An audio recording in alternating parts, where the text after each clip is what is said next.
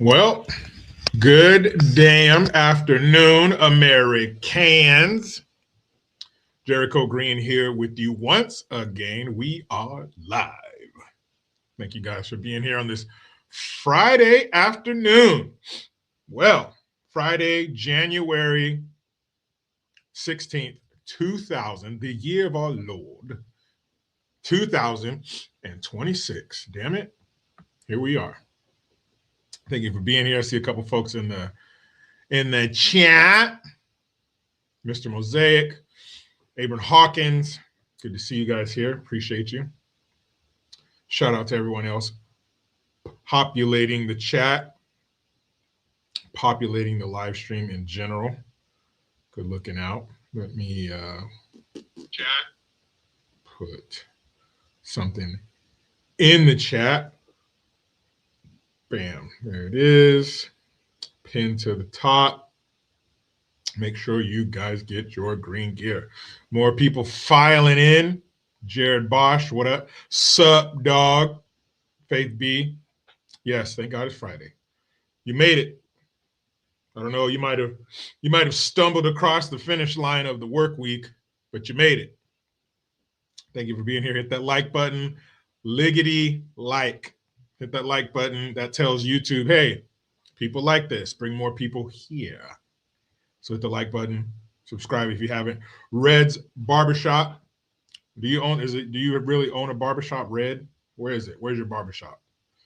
See if we can get some scalps in there for you to trim up. What a week it has been since we were last here. Holy shit. So many things going on. You see you see that damn thumbnail. Where's your barbershop, Red?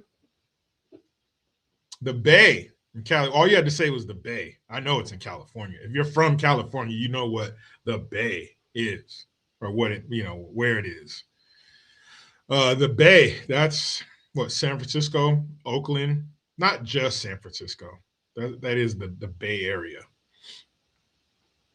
Well, shout out to you, man. Pittsburgh, okay, I know what that is. So if you are in the greater Bay Area, Pittsburgh, and notice there's no H, so it's not Pittsburgh, Pennsylvania, Pittsburgh, California. Get your ass over there and get lined up, get cut up. Mark Taylor says, make more hats, bro. I'll design some. I got a few on there. But what happens is, what I find is that if you have a design and it might look good on a shirt, hoodie or something like that, but the design has to be much smaller and condensed for it to fit onto a hat. So sometimes you lose the detail of the design and putting it on a hat. So for it to be on a hat, have to be, not a really long sentence, or maybe initials or something like that. I have like the JG hat and stuff like that. So yeah, I'm gonna do more hats. I'm just trying. I want to get all of my ideas onto a hat, but it doesn't always work that way. I'm doing the fucking best I can. Sweet Mama G, thank you for being here. Daniel Kier. Ahoy. Welcome. Steven Sykes. Welcome. Make sure you're all hitting that like button on your way in. It's like punching the clock when you walk into work. Make sure you hit that like button on the way in. Michael Mayfield, what's up? Contra Costa. Contra Costa County. Am I right? Queensryche, what's going on? Leo Getz. Anything you want, Leo Getz from Indianapolis. Thank you. Queensryche says, what's up, Squid? Who are you? A jarhead or something? You in the Marines, the Army, some shit like that? Appreciate your service.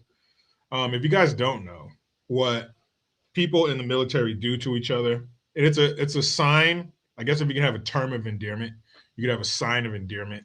And the way we show our love to each other is to talk shit. Island Anderson, what's up?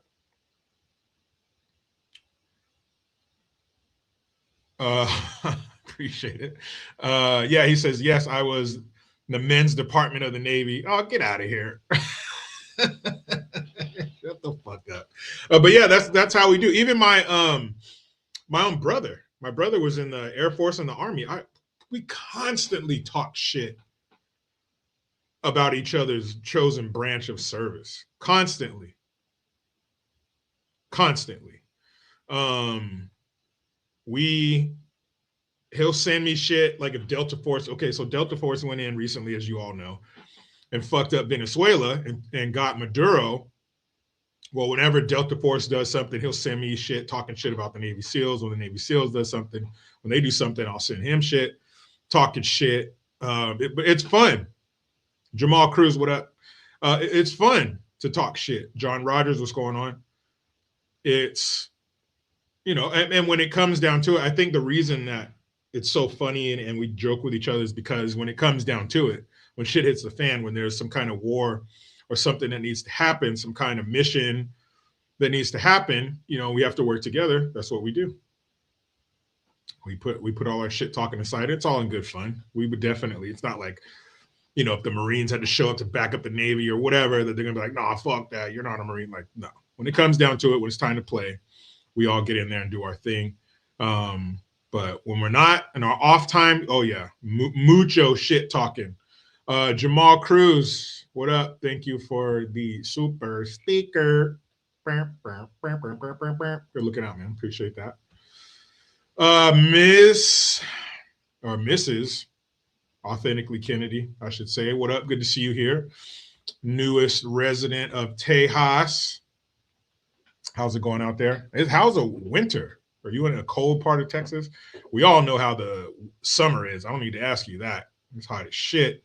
But how's the winter? Lawrence Maxwell. You better be somebody important if your name is Lawrence Maxwell. Says, thanks for your service, the truth, the memories, Jericho, proud son of a U.S. Army World War II POW. Ooh, shit.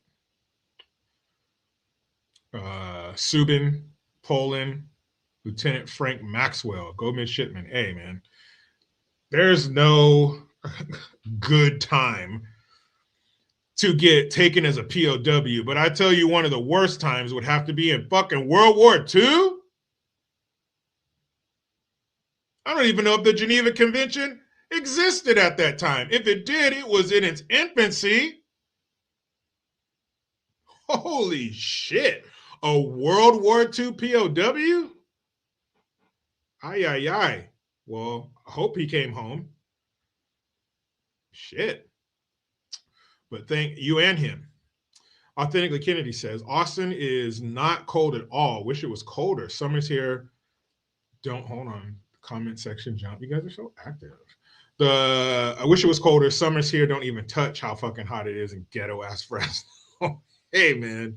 If you guys don't know anything about the summer times in Fresno, next time you have a chance, crawl up the sun's ass, and then you'll know how hot it is in Fresno, California. So you guys think, oh, California, roller skates and bikinis and Venice Beach. No. Get out of here with that shit. It is so damn hot in Fresno. Darth Blackstar, thank you for the super chat. Appreciate it.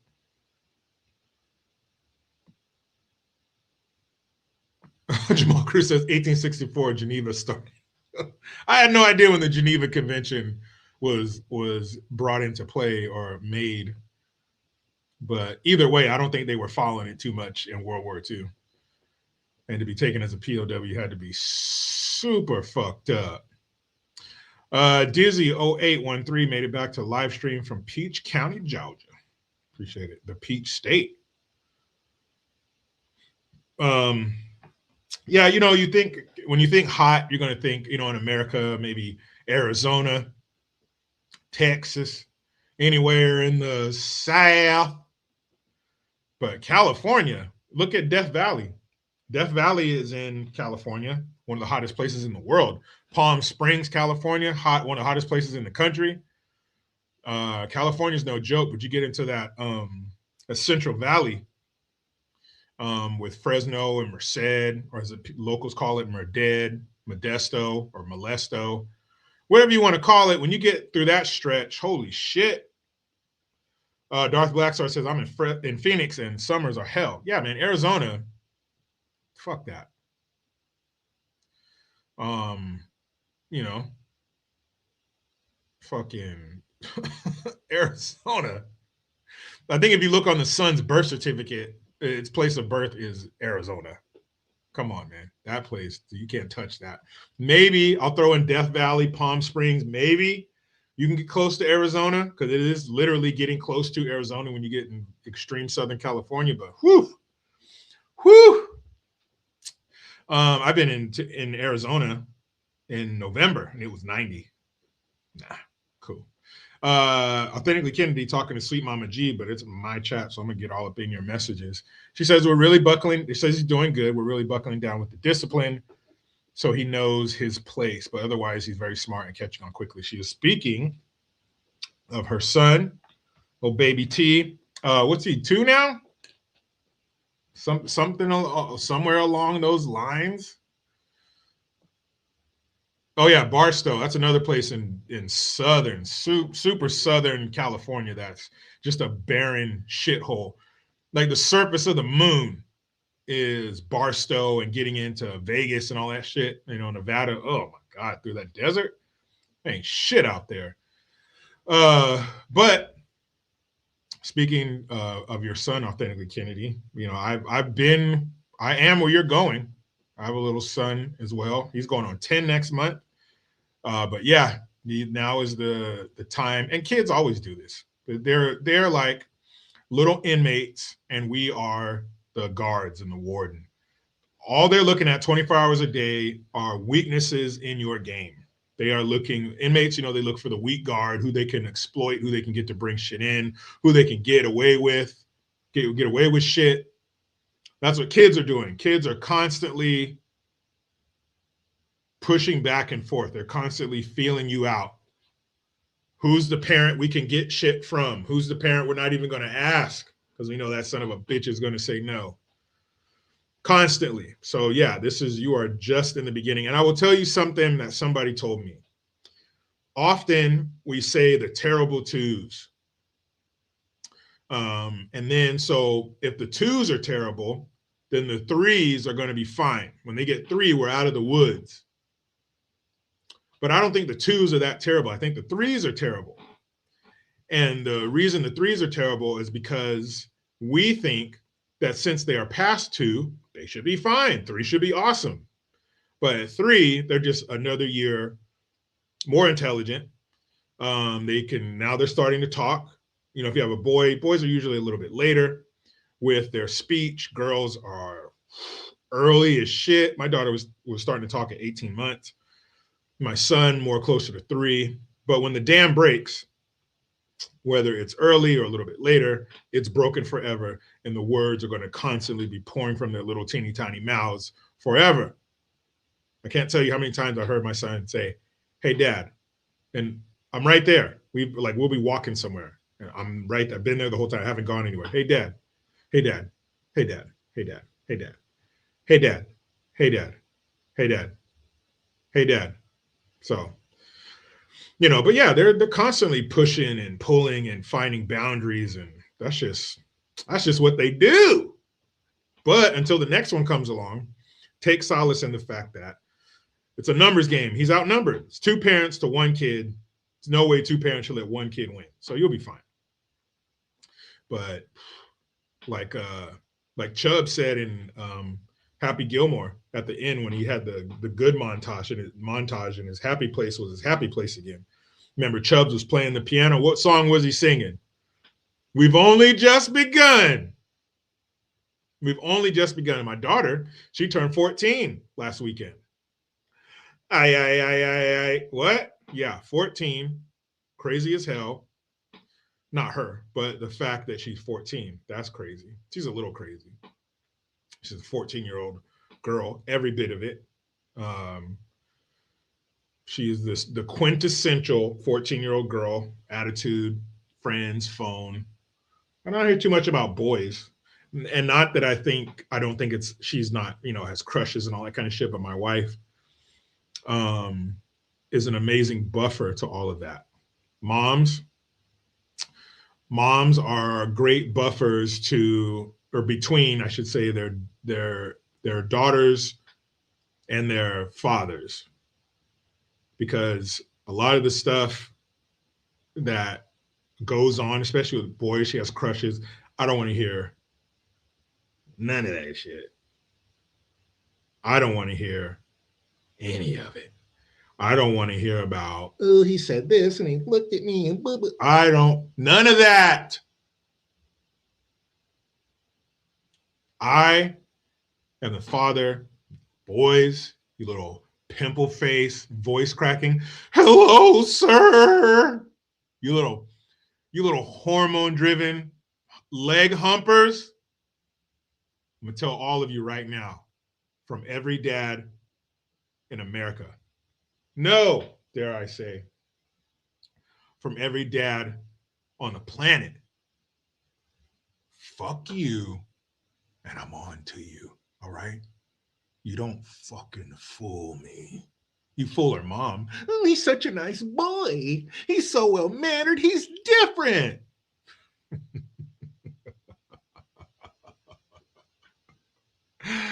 You may fool her mother. She may fall for your little fucking charm, but I don't. You're an enemy to me. You're my adversary. I live at the top of a mountain with thunder clouds and lightning strikes behind it. And here you come, you little fucker, climbing up the terrain, climbing up the mountain with a dagger in your teeth, trying to reach her virtue. I stand guard with a scar on my face from previous battles. I probably got this scar from her mom's dad when I was traversing the terrain. But now I'm at the top of the mountain. Now I'm guarding the crown jewel. You know that thing that old lady threw off the back of the fucking boat in Titanic? That pales in comparison to the jewel that I am guarding. And I'm on to you. You don't fool me. Fuck you. All right? Let's go. Let's fucking go. Now, no. Got him, coach. Says Jericho got that facial scar from cunnilingus. No, man. There should be no threat of violence when doing that. If there's a chance you can get a scar or a scratch or something from doing that, you're doing it wrong, and you're doing it with the wrong person. That should be a sport with zero injury, unless it's to your lower mouth area. Get your shit together, got him, coach. You're doing it all wrong. P. Shivers, the third, says, stop scaring away the boys before they ever get there. That's the point, dog.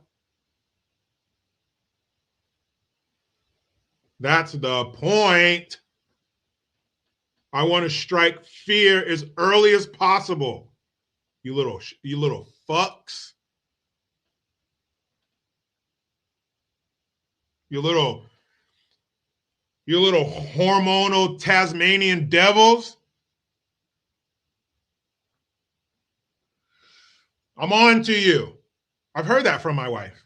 Oh, he's a nice boy. Fuck that. So, what are we going to talk about today, kids?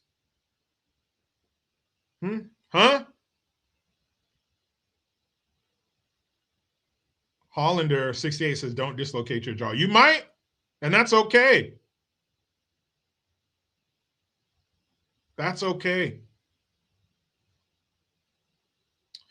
Authentically Kennedy says, but Dad, oh, I've heard it. But not about that. My daughter, we've talked to her before. I've talked to her before. Maybe she talks about this with her mom more than me. But I made it clear that you have to wait until you're 16. And I was very specific with my wording, people. You got to read the fine print, because what kids will do when it comes to some shit that they want, they're going over the contract with a fucking jeweler's eye. Okay, when it's something you want, they don't hear it. I didn't hear you. I didn't know. But when it's something they want, boom. You talk about reading the fine print. So I made sure that I worded this very specifically. I was very intentional in my wording. I said, when you're 16, we'll revisit the topic. Because if you tell them when you're 16, you can date, on midnight, their 16th birthday, you said, Mommy, remember you said, don't get caught up. Make sure that you word it properly in your favor. Gotham Coach says, we got 16-year-olds in California still in booster seats required by Cali law. Yeah, well, when you live in a place like California and you're raising your children in a place like California, because unfortunately, California is not the only California, if you know what I mean. There are other states out there vying for the number one spot of overreach and progressivism. But when you're in a state like that raising kids, you just got to fucking keep your head down, focus on your goal, which should be raising well-rounded, good, productive members of society. And any bullshit coming from any entity, state or otherwise, buzz, buzz, I don't want to hear that shit. They do not know better than you. They do not know better than you. The government and their titles and their security and their buildings and their offices and their press conferences and their podiums and all this, fuck all that. They don't know shit. Some of them don't even have kids. So are you going to tell me how to raise kids if you don't have any? Some things you can learn from a book. You know, let me rephrase that. You can learn anything from a book, but you don't really know until you experience it. Like if, people who are, let's say, a Civil War expert, you can read all about that shit. But you weren't a soldier. You don't know. You didn't live back then. You just know as much as you can. You're getting as close as you can. But being a parent, man, you can read every book out there in every language by every doctor and talk to every pediatrician and every this and that and child psychologist and professional. You don't know shit till you're a parent. You can talk all that shit. Oh, why are you being so mean to him? Don't do that. Oh, you're a kid. Shut up. Shut up. Do you know what it's like to tell somebody the same thing 5 times in a row every day? No, you don't. I'll tell you guys, I'm trying to tell you a story. I might have told you this before. But and I think it was before I had kids. Yeah, it was before I had kids. So I'm sitting in my car on my lunch break.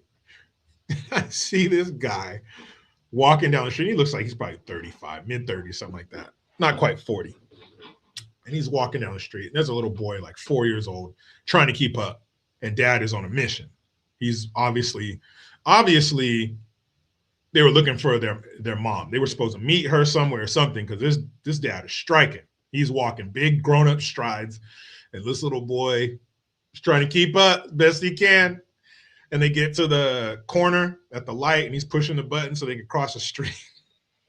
And look, dude turns around, and I can't, and he hasn't said anything, but the boy, and I'm just looking like, damn, why is this man walking so fast? The poor little kid. And, you don't have kids. So, of course, the only person in that scenario that you can relate to is the kid because you were a kid. So you're going to be like, man, that's messed up. Why are you treating the kid like that? Why are you walking so fast? That's what I'm thinking.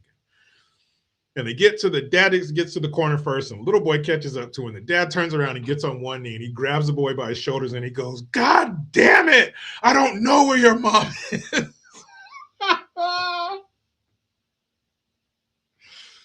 And I thought that was funny, but I still mostly empathize with the kid. And I was like, oh, man, that's messed up. Oh, we're blah, blah, blah. But then fast forward, I have kids, and I've been asked the same thing 14 times. I've answered your question 4 times and you keep fucking answering it. I've told them every single day, pick your shoes up and pick your backpack up. You know what kids do? You know what kids do every day when they come home from school? They kick their fucking shoes off and they drop their backpack wherever. A tight walkway that you could trip over it. Perfect.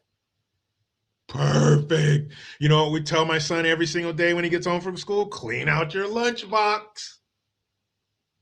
And what do we find more often than not? His backpack. What's inside of it? His lunchbox, his little bento box. You think food holds up good inside of a backpack for 10 hours?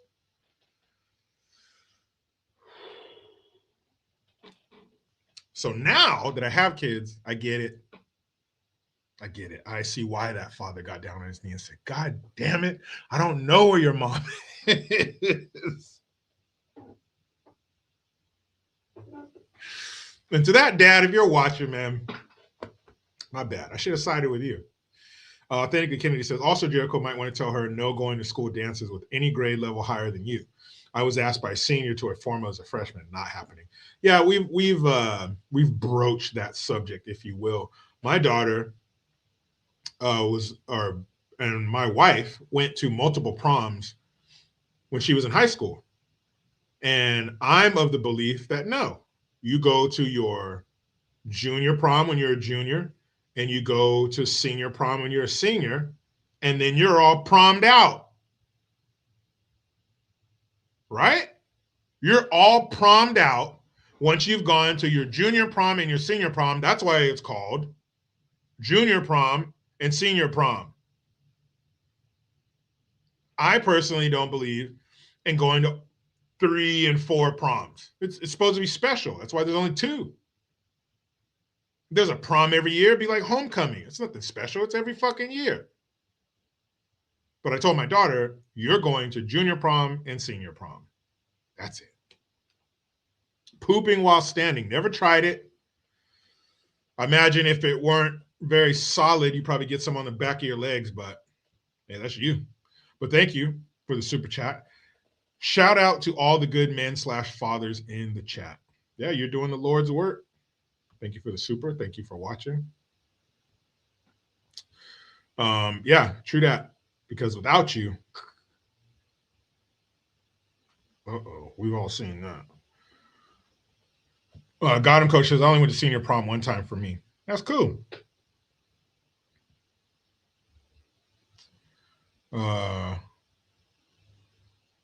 That's cool. Even more special. You only went to one. I went to junior and senior. Rebecca Gallen says, maybe that man wasn't that boy's dad. He was just trying to help a lost boy. Hey, maybe. I didn't have the whole backstory. Maybe he's like, look, kid, I told you once. I don't know you or your mom. But what about that man made that little boy want to follow him? Must have been a good dude. Sweet Mama G says, my 6-year-old has 2 boyfriends. Hold on. She has 2 boyfriends. She's stunningly beautiful, but mommy works with an organization fighting child sex trafficking. These little crusty kids are nothing but baby red flags in my eyes. Yeah, my son, he has that too. Dizzy 0813 says, my son got cheated out of prom because of sweet sour sniffles. Yeah, that's bullshit. That's fucked up. That's fucked up for those poor kids.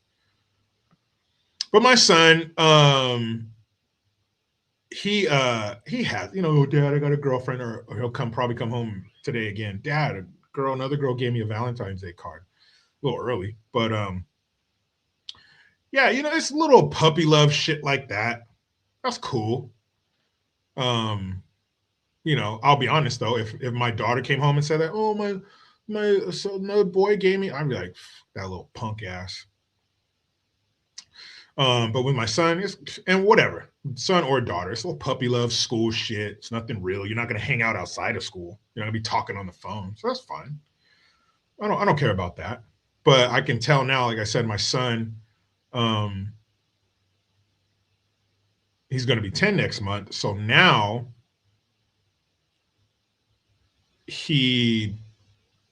there's little, like if you put something on it, if you put water on the stove and you turn it on high, it's not going to start boiling right away, is it? But pretty soon you're going to see little bubbles, rising to the surface, maybe starting around the edge of the pot. So right now he's at the point where he has like there's little bubbles here. It's starting to get warm. It's starting to heat up a little bit. Nothing major, not a rolling boil. But little bubbles are starting to, like he's aware of girls being aware of him, but he doesn't feel anything. They're still annoying. He told me like maybe a few weeks ago, Dad, because our neighbor across the street, she's a cheerleader. And she had her little cheerleader friends over for a little party, and you could hear them. They're yelling and screaming on the trampoline, and they're doing, their little cheers. Give me a B, give me whatever. And we're outside playing catch in the front yard, and he goes, oh, girls are so annoying, Dad. I was like, yeah, you say that now. But that's where he's at. So nothing yet, but little, shit's starting to percolate a little bit. Authentically Kennedy says, Jericho's son, I believe, is 1 year divorce. That is true. He had a divorce last year in the 3rd grade. He came home and told me, he said, yeah, she divorced me. Damn, dog. So, we had a can of soda, talked about it, and I think he's good. Kenneth Jackson says, Jericho, where I'm from, juniors and seniors went to prom together. Oh, no, not where I'm from. It was junior prom and senior prom. That was it. They were very separate, which is cool.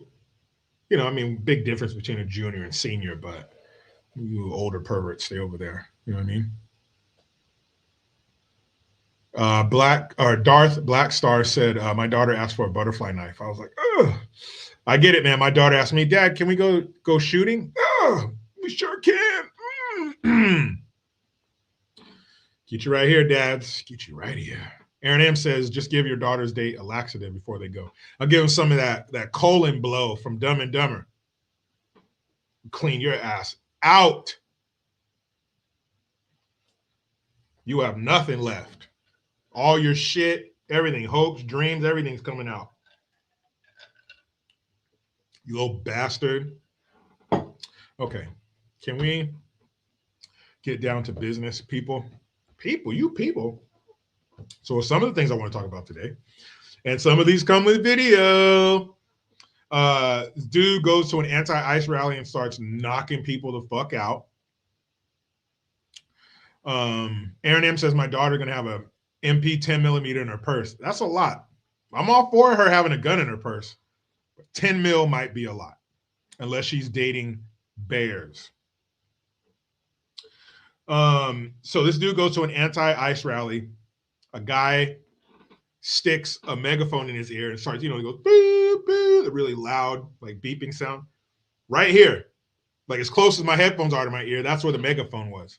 Does it a few times. Guy kind of knocks his arm away, leave me alone. The guy's walking away, and the guy's following him, beep, beep, beep, in his ear. So then he got sick of it, and he turns around and decided to start handing out what I call Patriotic Ambien.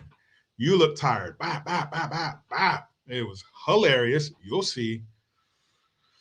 Gotham Coach says, is Jericho Green a Los Angeles Dodgers hater too? Up there in Northern California, my Dodgers fixing a three-peat, baby. No, man, I definitely feel the hate for the Dodgers up here. It's real. But if you walk around in Dodgers gear, nothing's going to happen to you. It's cool. I'm not a Dodger hater. I don't give a fuck. I definitely support the Giants because they're like the local team. But if the Giants, or I'm sorry, the Dodgers are in the World Series, yeah, I'll show support. And the three-peat, didn't the Dodgers just acquire some phenom? But in the MLB, you can still buy a good team. I'm not hating. The NFL did it too up until they got the salary cap in the 90s because of the Niners. But yeah, man, good for your Dodgers. Boy, oy, oy. That's right. Los Doyers. That's what they on the flagship for the Dodgers in LA. Was named Jay Moore. The comedian Jay Moore used to host a sports show on there for years, and he always played Boy, oy, oy. Los Doyers. So anyway, Patriot out there knocking out beta males, and in the video, you can hear people blowing whistles. They're like blowing rape whistles to alert the authorities. They're out there blowing whistles. Kenneth Jackson says, Jericho Green, are you watching the San Francisco 49ers versus the Seattle Seahawks on the weekend? You better believe it. And in this house, we refer to the Seattle Seahawks as the Sea Bitches. So yes, or Sea Pigeons if you want. So yeah, hell yeah, I'll be watching that shit. Garden coach says, Jericho, how else is any other MLB team supposed to catch or pass the Yankees' 27 World Series championship rings? Dodgers only have 8 legit rings, not 9 because of 2020 season. Don't count. Hey, whatever. I'm not hating. If you could buy your team, because I tell you what, any fan, any sports fan, if your team came across a championship ring, you're not going to be like, no, they bought a team. No, you're going to take that shit. You're going to celebrate. You're going to be at the fucking parade just like everybody else.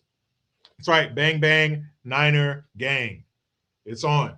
Also, Yasmin Crockett, or as I call her, Congresswoman, she said, and it's going to be something fucked up when the sentence starts with, Jasmine Crockett said, but she said that ICE is, and I quote, modern day slave patrols. Holy shit. Kamala Harris, you see the thumbnail, you love the thumbnail, because in a word, Kamala Harris is authentic. But she was on her book tour, 107 days, y'all, and she went through Memphis. And of course, Memphis, mid-January, where are you going to go? Martin Luther King, that's right. She went to the Civil Rights Museum, and she went to the Lorraine Motel where Martin Luther King was gunned down on April 4th, 1968. And to see the reflection in her eyes, the ponderance in her face, the hurt, the pain that Kamala Harris experienced standing in that spot where MLK fell. Oh! Also, Joe Rogan, he is a dumb liberal chick. Authentically Kennedy says, one thing I love about Texas is no one cares about professional sports. It's all about college football, which was surprisingly very fun to watch this season. Yeah, they put out some heaters out of Texas, and high school sports is a big deal as well. So, yeah, Joe Rogan, he's a liberal chick. We know that. Don't let the 2024 election cycle fool you. But he also had some remarks about ICE. You have the Portland police chief. That's right, Portland, Oregon, California's gay, non-binary, retarded cousin to the north. He started crying. And when you find out why he was crying, it might make you cry too, either with laughter or fury. Trump gives the middle finger, literally, and it's beautiful. And I'll tell you why. Barbie, the Mattel toy icon, just released, unveiled, if you will, its new autistic Barbie. Okay, we'll talk about that. Trump is going to send 1,000 more ICE agents to Minneapolis. You guys keep fucking around. You keep impeding the ICE agents. You keep stopping them from doing their job and slowing them from doing their job, and you start fucking with them. And there's even video of people who got a hold of an ICE vehicle and pulled the weapons box out of the back of it. Luckily, it was empty. So you guys keep doing all this crazy shit, not letting them do what they do and leave, because once the people are gone, so will ICE. But you keep making them stay longer, so now they're going to have to send more people to get the job done, you fucking idiots. Oh, bummer. The Indian Michael Jackson. You might know him as Congressman Shri Thandian. Whatever. Some stupid-ass foreign name. But he looks like an Indian Michael Jackson. He looks like Michael Jackson had sex with an Indian woman and then put on a bad wig. But what he wants to do, and I challenge you to not laugh when you see his face, but he wants to abolish ICE. You got it. He obviously, being a congressman, should I say obviously in this day and age? I'm assuming that he's a legal citizen, being that he was elected to Congress. So you, of all people, should be against illegal immigrants. But no, he wants to abolish ICE. Never mind the fact that ICE is removing perverts and murderers. The Ku Klux Klans, they are back. they are like Jason or Michael Myers. You just can't kill them. They just won't stay down. They are back. What do they want? They want access to your daughters so they can injure them in sports. And in Who Gives a Fuck news, the UK has its first black blind lawyer. Isn't it? And Maria Machado, she is the opposition to Maduro's regime in Venezuela. She gave Trump something. Very nice of her. And Cubans in tiny boxes. Huh? Why don't we start with that? Why don't we start with Cubans in tiny boxes? What does that mean? Jericho, are you referring to like a Cuban cigar? No. I'm talking Cuban people, like humans, human Cubans, human Cuban. I'm talking about a human Cuban who is in a little tiny box, like a box maybe a couple times bigger than a shoebox. How in the hell do you get a Cuban in a box that small? Well, let's find out. Desde el partido, el Estado, el gobierno y los ministros de las Fuerzas Armadas Revolucionarias y el Ministerio del Interior. Honor y gloria a nuestros compañeros.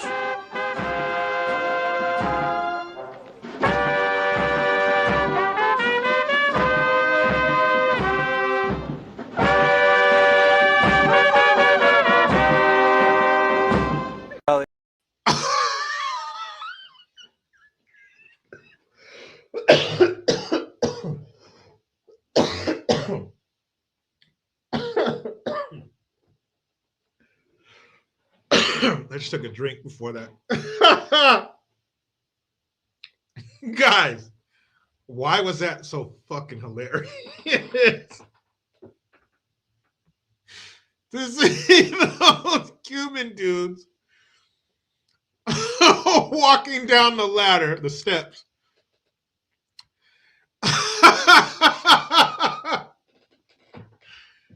When I first saw this, I was like, are those like Cuban dogs? Like are there a bunch of dead Cuban dogs or something? Or like Cuban midgets? Why are they in them little tiny ass boxes? And then I realized that those are the dead Cuban soldiers, I guess you would call them, security or Cuban security guard for Maduro. So when we sent Delta Force to climb up Maduro's ass and bring him back to America, what was it, 32 Cuban soldiers and I don't know, 117 or 17, I think it was 17, my bad. It was like 32 Cuban soldiers and 17 Venezuelan military personnel all got killed during that raid. And I don't give a shit if you are a military force that we've just had an excursion with. I don't give a fuck. You would have killed them if they came in there, wherever facility, if they were boots on the ground instead of hitting you with some air power first, you would have killed them. But instead, they killed you. And I think the trumpets didn't help. Fucking trumpets did not help. Desde el partido, el Estado, el gobierno y los ministros de las Fuerzas Armadas Revolucionarias y el Ministerio del Interior. Honor y gloria a nuestros compañeros.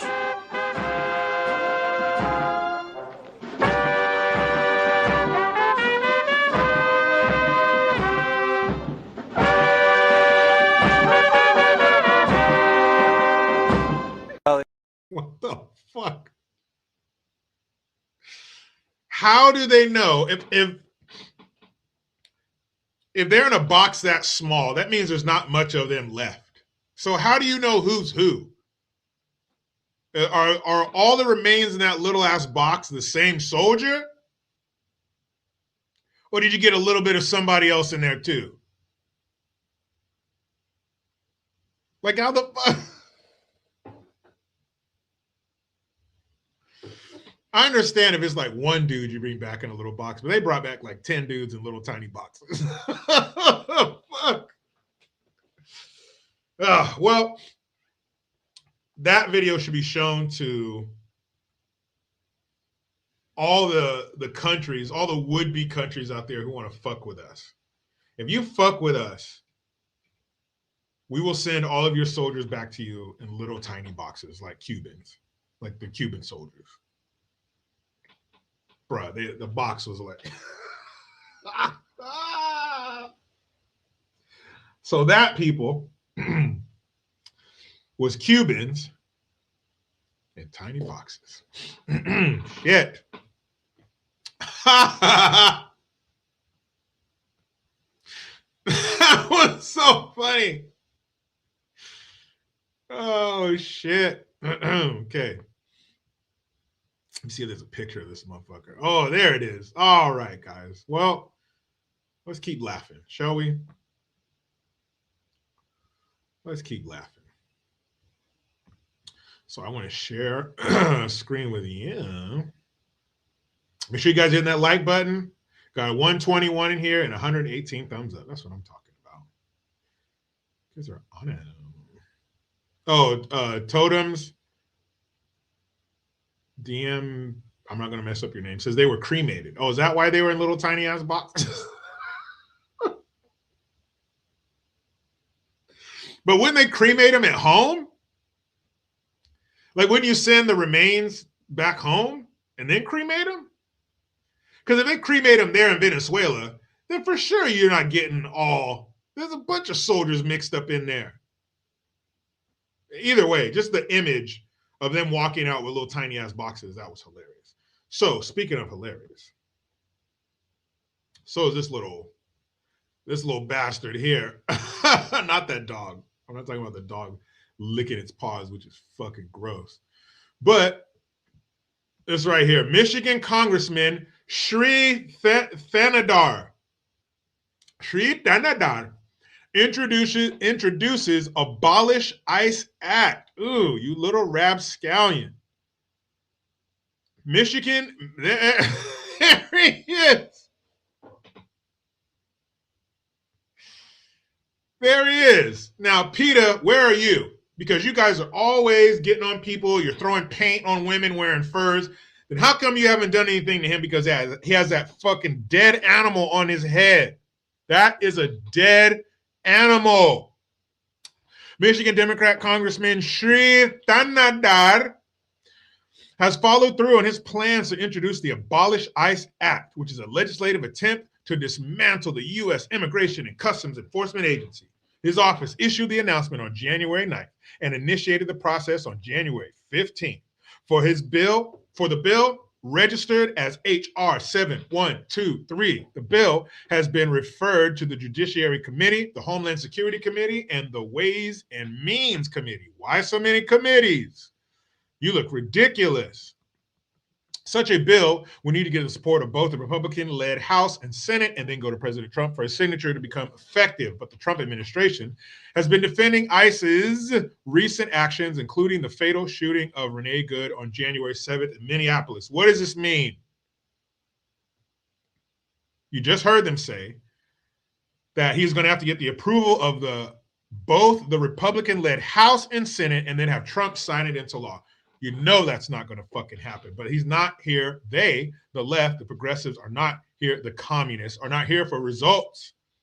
They're here for the feels. Did it feel good for me to say that I was gonna introduce legislation to abolish ICE? Of course it felt good. It's not going to materialize. It's not ever going to be shit. But it made me look good to do it. And where's he from? Michigan. What is Michigan? Michigan is a stronghold for the fucking Muslims. Dearborn, anyone?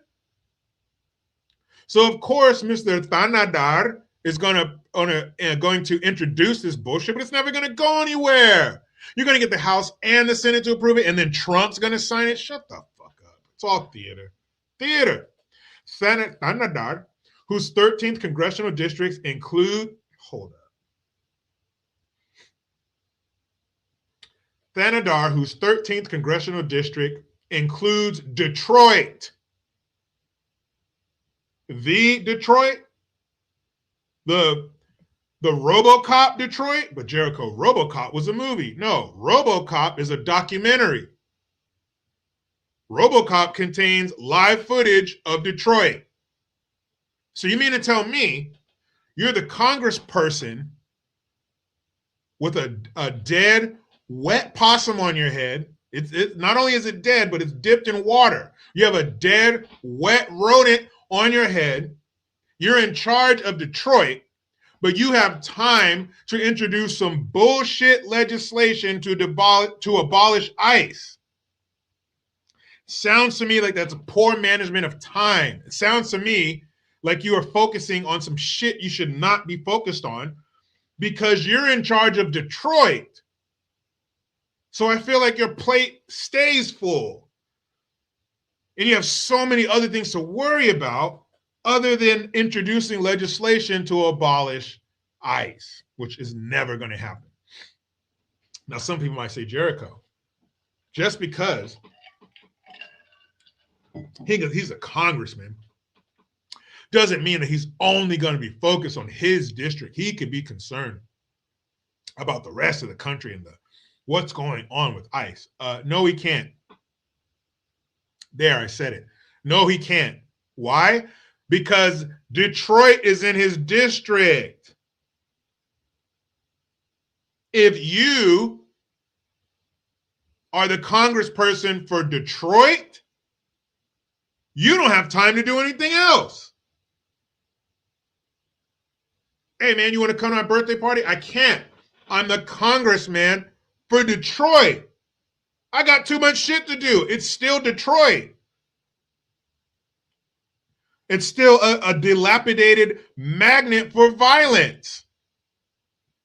I can't. I don't have time because I'm the congressperson for Detroit.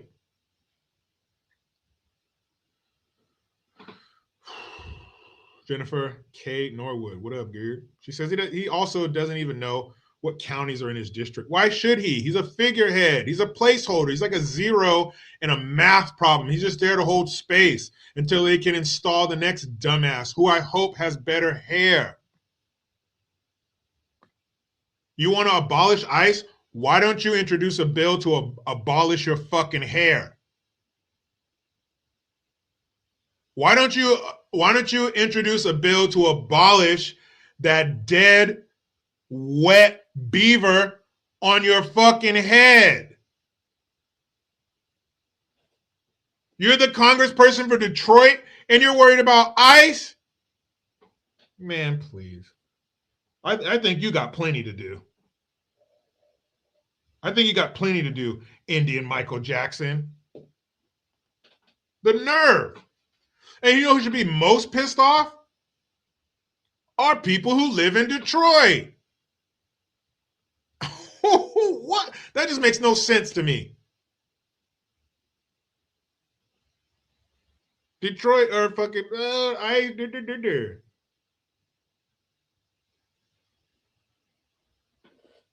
Detroit.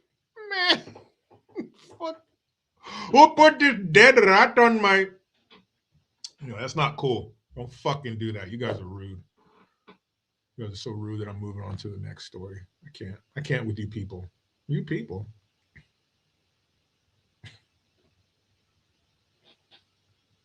Cubans in tiny boxes.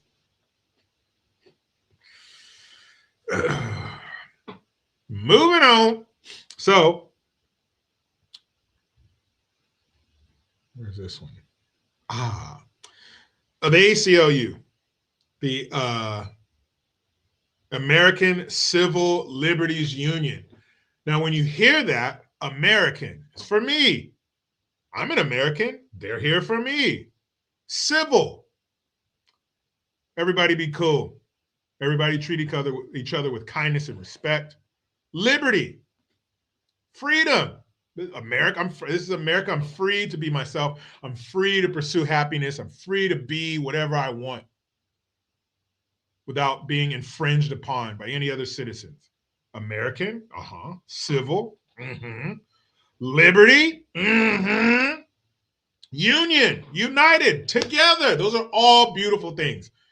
You put them together, that's even better. Wrong. Psych. Nope. The ACLU is nothing but a communist organization. And I'll prove it because they want men out there playing sports with women. What happens when men and women get into physical competitions? The women lose. Why? Because the men are bigger, stronger, and faster. What are sports based on? You know what? I'm not going to tell you what the ACLU wants to do. The ACLU is going to tell you what they want to do. When you're young, you believe that you can do anything, and then the world tries to set limits for you. Tell you what's allowed, What's normal, who you're supposed to be. but on the field, Wait a minute, what the fuck was that? Tell you what's allowed. What's that? Tell you what's allowed. What was that thing? That thing is Elliot Page. Or, I'm sorry, yeah, Elliot Page, formerly Ellen Page.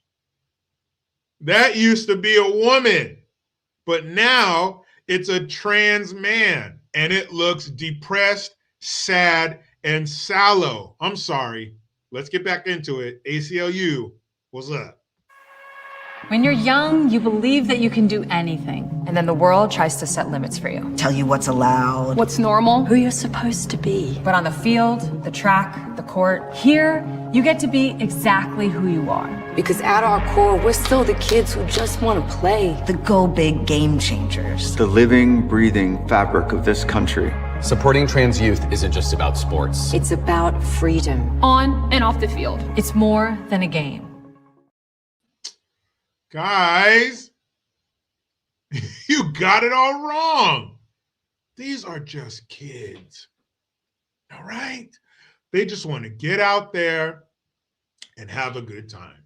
They aren't trying to hurt anybody, even though they end up hurting somebody. And 9 times out of 10, it's going to be your daughter.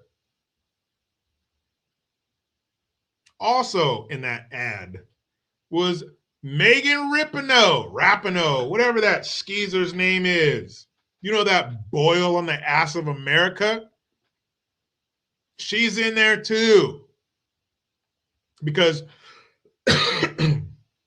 you guys who are against Ku Klux trans kids playing sports, you guys are the problem. Because these are we're just kids. We just want to play. I'm just a little kid. I just want to play. What's wrong with that? Am I 6 inches taller than all the other girls? Yeah. Do I have them by 50 pounds? Yeah, but I'm just a kid. Why can't I play? What's the problem? Well, there's a couple problems. First problem would probably be, I don't know, that high school girl who's playing volleyball and some big ass dude with lipstick on spiked the ball over the net and gave her a concussion and affected her brain. The Olympic boxer who fucked some girl up. How about the scholarships and the jobs you're taking from women who deserve them? It's for women, not for you. Not for some man who stuffs his size 12 into a fucking pump. You freak! It's not for you. That position was for a woman. That scholarship was for a woman. That place on the team. That place on the cheerleading squad. That was for a fucking broad. Not you, homie. Not you, you hairy-chested holder of a penis. Look down. Yeah, I'm talking to you, weirdo. Look down right now. Tell me what you see. Tell the truth. It's a dick, isn't it? Yeah, it's a dick. Say it. Say it. It's a dick. Yeah, I know it is. And that, look down again. Look. That's right. That doesn't belong in women's sports. Don't look up at me. Look back down at your penis. As long as you have that thing, You can't play with girls. Ah, but Jericho, I have you. Don't look at me. Look down at your penis. But Jericho, if I get it cut off, then I can play. No, no, no. Because you're still a boy on the inside too. Your testosterone, your hormones, all of your bone density, your muscle structure, you can't change that just by cutting off. Look down. You can't change that by cutting your penis off. Or taking a strip of duct tape and taping that bad boy to your taint. You're still a dude, which means you got to play with the dudes. Now you can look up from your penis. Get out of my face. This is disgusting. Why is this still a topic? Why is the ACLU making ads for this shit? Exactly, bro, man, dude. My next point. You never hear about it going the other way. That's why, without worry, I can say that it's a man going to a woman's sport because it's never the other way. You never see a woman becoming a man and dominating sports because it won't fucking happen. Now, you might find very few stories out there of women maybe not even becoming trans, but playing men's sports. I believe there was a Japanese woman who went into men's boxing. And you know what? She got fucked up. That's what happened. Duh. What did the quarterback say to Waterboy? Duh. Yeah, she got fucked up because it's physical combat and she's a chick. They are literally not built for it. Not figuratively, not like the kids, oh, you ain't built for that. No, you're physically, literally not built for it. You will get hurt. Guaranteed. Oh, bullshit. Oh, don't let them tell you who you are and who you can be. You're just a kid that wants to play. No, you're a freak with fucked up parents. That's what you are. You, unfortunately, have fucked up parents. That's how you became like that. There's no gene, no genetic input. That's your parents. Or lack thereof. Maybe you just got a single mom. Maybe she wants everybody in her social circle to say, you're so cool, you're so awesome, yeah, I'm a trans kid. Boo, boo, boo, boo, boo. That's how you got like that. Your folks, not your genes. Daryl Hopkins, 9796. What up? Welcome. He says, no woman joins the NFL. They know they will get jacked up. Yeah. Could you imagine? Now, you'll have colleges out there. I think it was Jackson State was the latest one. You'll trot out some girl out there to be a kicker, but everybody knows not to blow her ass up. Everybody knows that. You'll see everybody kind of dance around her, give her time to kick. They're not going to go in there and block it. Let her kick it. You know why they're not going to block it? Because it's only going to go 20 yards. That's right. The girl from Jacksonville kicked the ball 20 yards on a kickoff. I'm not talking a punt where you hold the ball and kick it. It was on a stand, and she got a running start and kicked it 20 yards. If you're a man, if you're a male kicker and you kick the ball 20 yards, you're cut from the team. Why? Because you suck. And you're going to go home and your dad's going to say, son, what happened? They kicked me off the team, Pa. Why, son? Because I kicked the kickoff 20 yards, and your dad's going to go, yeah, that's pretty shitty. Aaron M., my best friend's daughter married a chick with a beard. Looks like AI, or looks like Al from Home Improvement. A chick with a beard. And I'd love to take a peek inside of her medicine cabinet and see the fucking bouquet of pills she has to take every day to maintain that fucking beard. You know the fucking cavalcade of pills that she throws down her neck every morning to keep that beard? These fools that go out here and get their dicks cut off and get this fucking DIY fucking mess that they call a vagina. Do you know how many pills they got to take to keep that wound open? Because your body is constantly trying to close it because it doesn't belong there. A real woman does not have to take pills to keep her vagina open. It just stays that way because it's supposed to.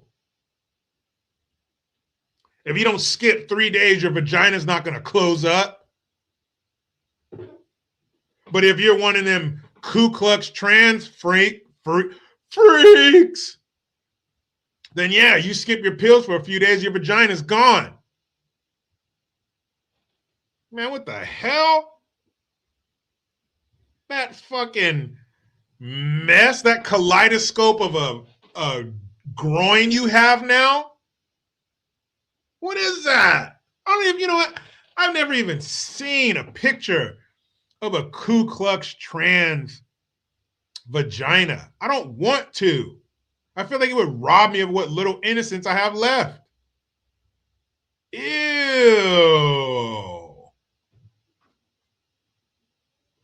That's grody.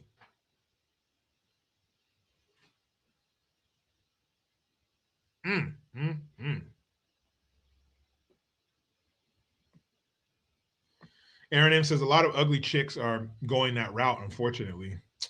Look, man, if you're a woman out there and you think it's because you're ugly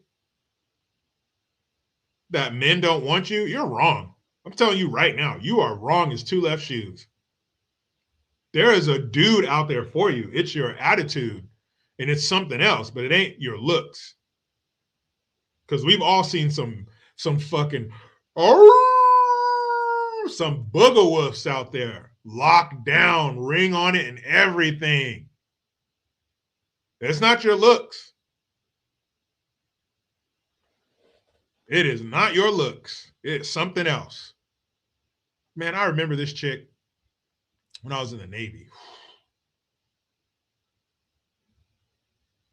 And, you know, I feel kind of bad saying it because she was cool. But holy hell. She was not an attractive woman. Not even close. She stayed with a boyfriend. She stayed with a boyfriend. Every time you saw her, she's out on some date with some dude.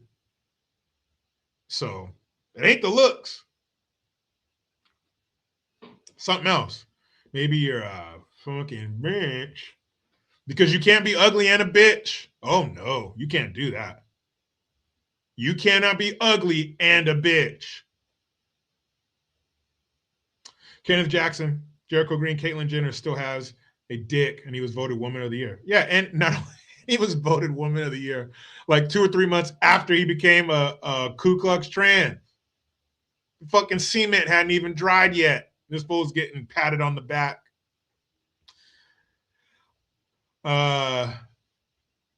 Leo A. Sims, is that how it is? Not a lot of people out there named Leo. My best friend's named Leo. Shout out to Leo. Not a lot of Leos in the world.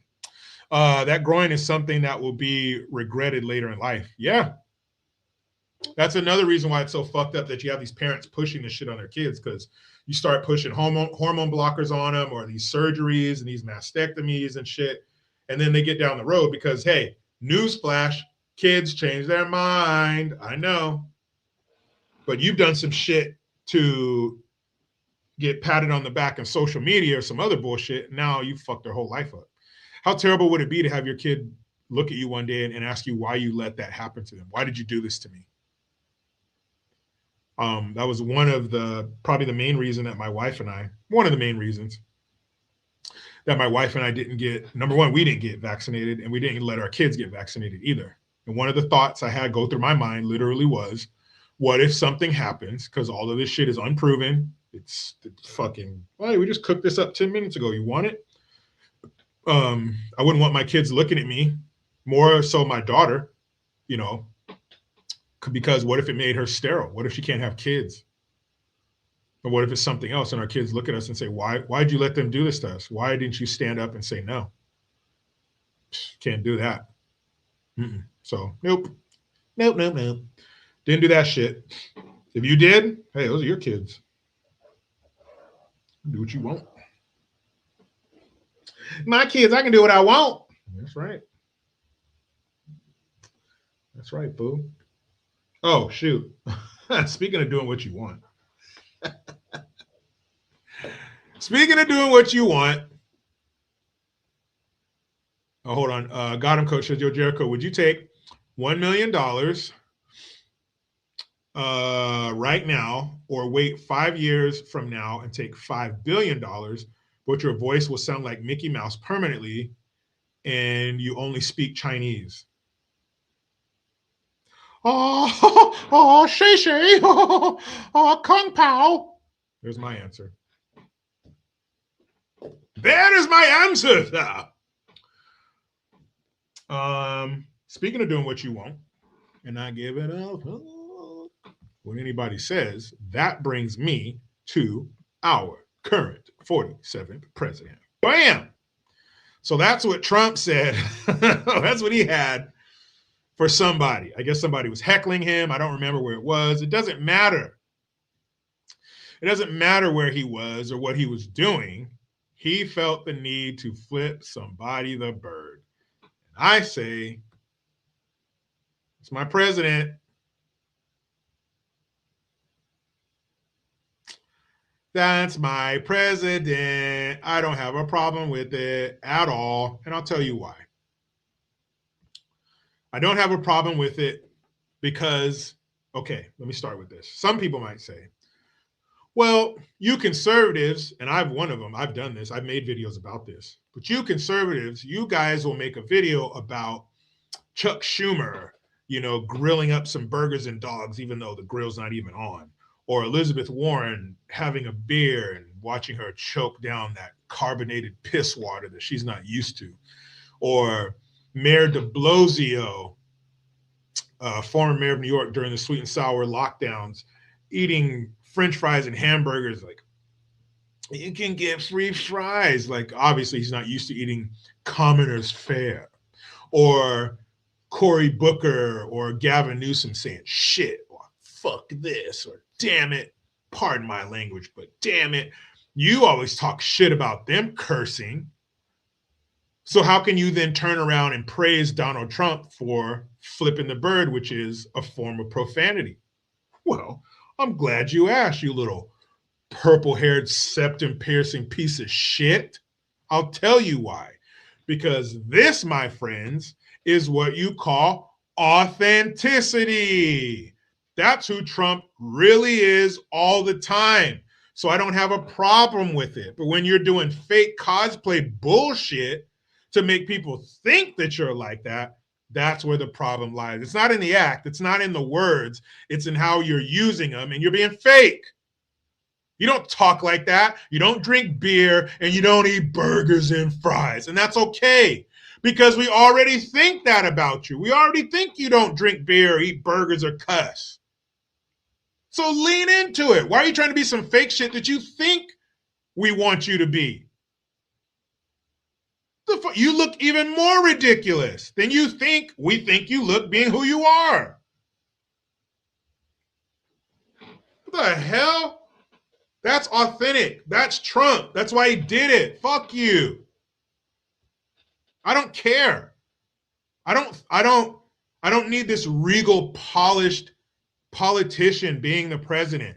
Now, if you're a good president and you happen to be regal and polished, fine. But I would rather have rough packaging. I would rather have abrasive packaging, but have the contents be exactly what I want. Don't give me a cat turd inside of a Tiffany box. I don't want that. I'd rather you hand me a diamond inside of a fucking oil-spotted plastic bag, a paper sack that you have a sack lunch in on a field trip. I'd rather you hand me a diamond inside of that greasy bag than to give me a pile of cat shit inside of a silk Tiffany box. Fuck the box. I don't care about it. What's inside?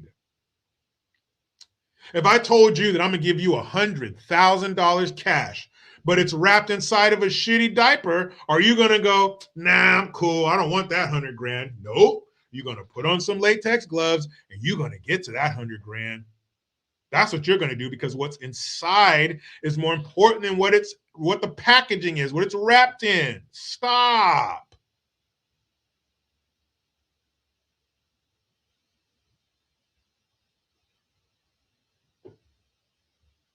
Oof, sorry. Leo A. Sims says, thank you for your service, sir.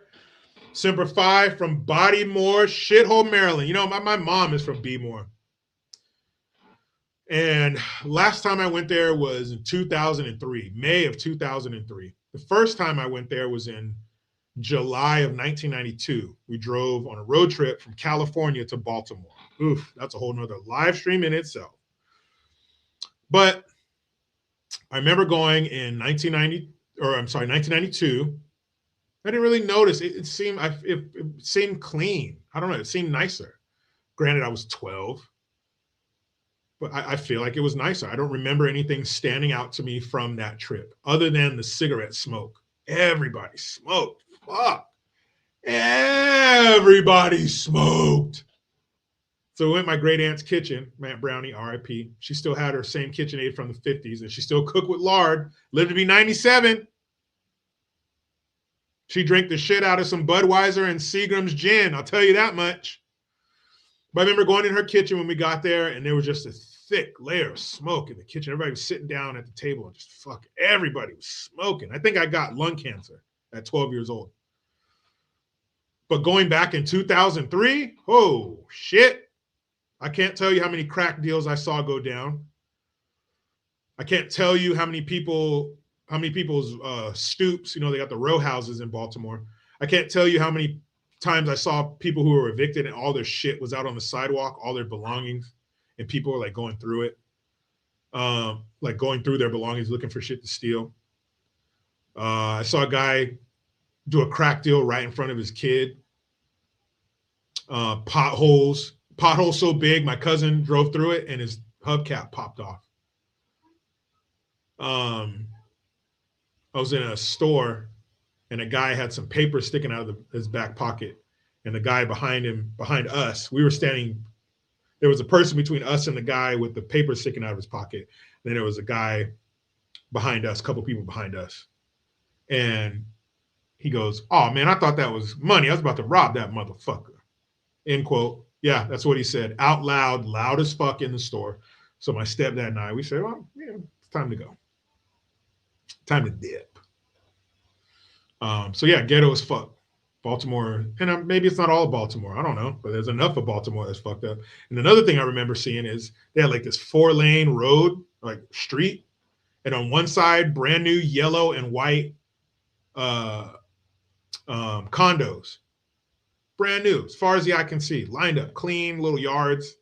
You know, they all look like model homes. Got the perfect little lawn, little tree in front, the porch, all that. On the other side of that 4-lane road, shit, ghetto, piss, trash, violence. I don't know. I'd be trying to get to the other side of that street where the condos were. Fuck this. I'd be trying to get to the condos and out of Wakanda. How about that? How about that? Cash me outside. How about that? Good old Trump in the middle finger, though.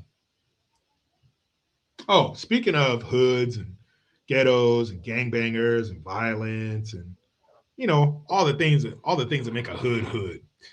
Where are the thugs? Where are the YNs? Where are the nigglets?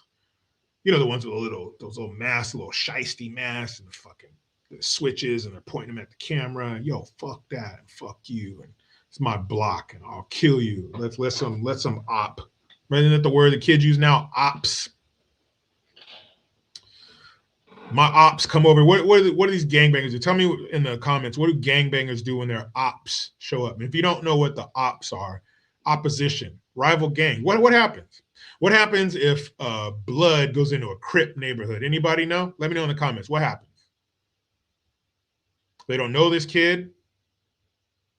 They never met this kid. This blood that wanders in their neighborhood. He never did anything to him, but he's wearing the wrong color. What are they going to do to him? Let me know.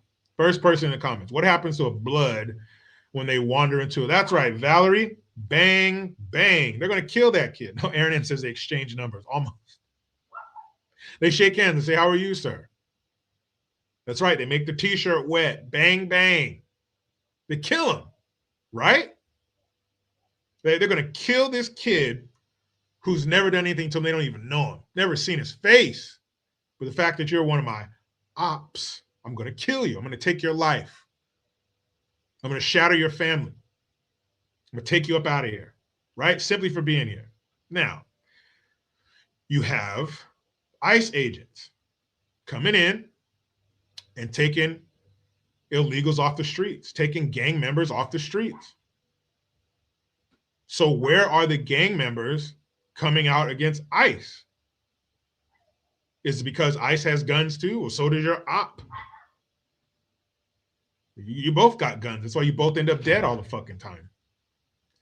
So why not ICE? Where the tough guys? I was asking this in Chicago too when they went to Chicago. Where are they? Because you guys will gun each other down in the blink of an eye. You'll get violent with another black person or another gang member in the blink of an eye. Drop of a hat, drop of a dime. You'll start blasting each other or fight each other. You will stomp the brains out of your ops. But how come you guys don't do anything to ICE? And you guys, same thing with the police. And I'm not saying, obviously, I don't want these fucking idiots doing anything to ICE or law enforcement. My point is, you guys terrorize the people in your neighborhoods. You terrorize the people who live there, who are just trying to work and live their lives, the kids going to and from school, and you suck them into your gangs and fuck their lives up. But how come you guys don't do anything to ICE? Where the fuck are you? Don't you want ICE out of there? Don't you want law enforcement out of there? Aren't they messing up your biz? Aren't they making it hot? Can't sell your dope and do what you gangbangers do and you criminals do if the man is there. So where are you? So wondering, just a thought. Well, whatever you're going to do, gangbangers, you better get on it because Trump is sending 1,000 more ICE agents and DHS agents to Minneapolis. So whatever you're going to do, you better get on it, fellas. You better get on it because pretty soon there are going to be so many fucking ICE agents there, you won't be able to move. And you know what? I hope they take you too. But I'm a legal American citizen. I hope they take you on accident and then find out you're a piece of shit and you have warrants and they keep you. That's what I hope happens. I hope you're next. I hope after Trump is done getting rid of the illegals, I hope he goes after the criminal vermin next. I want every neighborhood in this country to be white picket fences and fucking golden retrievers. I want everybody to come. I want all the men to come out of the house. I want us to go back to where men could be the sole breadwinner. Mom could stay home. What, Jericho? You're such a fucking misogynist. Says the bitch with no man. It's always the ones with no man trying to tell you what a man should be. Shut your mouth. Go get some new batteries, put it in your dildo, and all right? I wish we could go back to a time. I hope we can go back to a time where Pops is the only one who has to work. Mom makes his coffee for him, gives him a kiss on the way out the door, maybe a little something else if the kids are still asleep.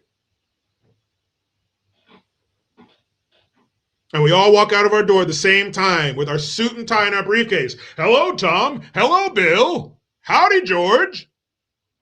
And we all get in our cars and back out of the driveway and go to work at the same time. And 10 minutes after we leave, all of our sprinklers are going to kick on in unison because life is good. Life is safe. Life is boring. That's what I want. We can't do that as long as we have illegal criminals here and American criminals here. You fuckers need to go next. And I wouldn't give a shit if Trump sent whoever, National Guard, DHS, ICE, insert acronym here. I don't care. I wish they go door to door and arrest all you pieces of shit. I hope that they partner with zip ties and they just come in and all of you. All of you. Because you're making life tough out here. You're making it hard to live out here, hard to work out here, hard to provide out here. Shit. Get rid of all you pieces of shit. You tough talking motherfuckers. You'll shoot someone like me, a regular citizen who ain't doing shit. When somebody else shows up with guns, you ain't gonna see nothing. You ain't gonna do shit. You're gonna stay inside and peek out the blinds like a tweaker until they leave. Fucking cowards. Cowards.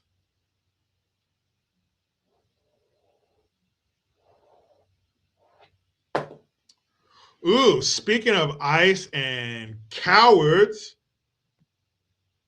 let's go. Let's see.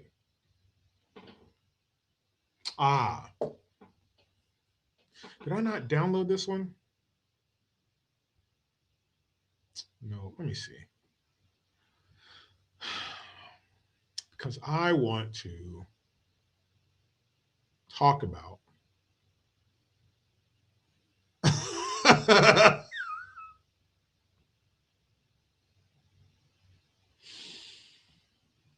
I want to talk about the chief of police of Portland. That's what I want to talk about. Because this here is some of the weakest shit you'll ever see. And you'll think, well, Jericho, I've had a wine cooler. I know what weak is. No, this is like a wine cooler, and then you dump half of that out and replace it with water. That's how weak this shit is. So the chief of police of Portland, Oregon, California's non-binary retarded cousin, had an incident that happened, I think, a week ago or so.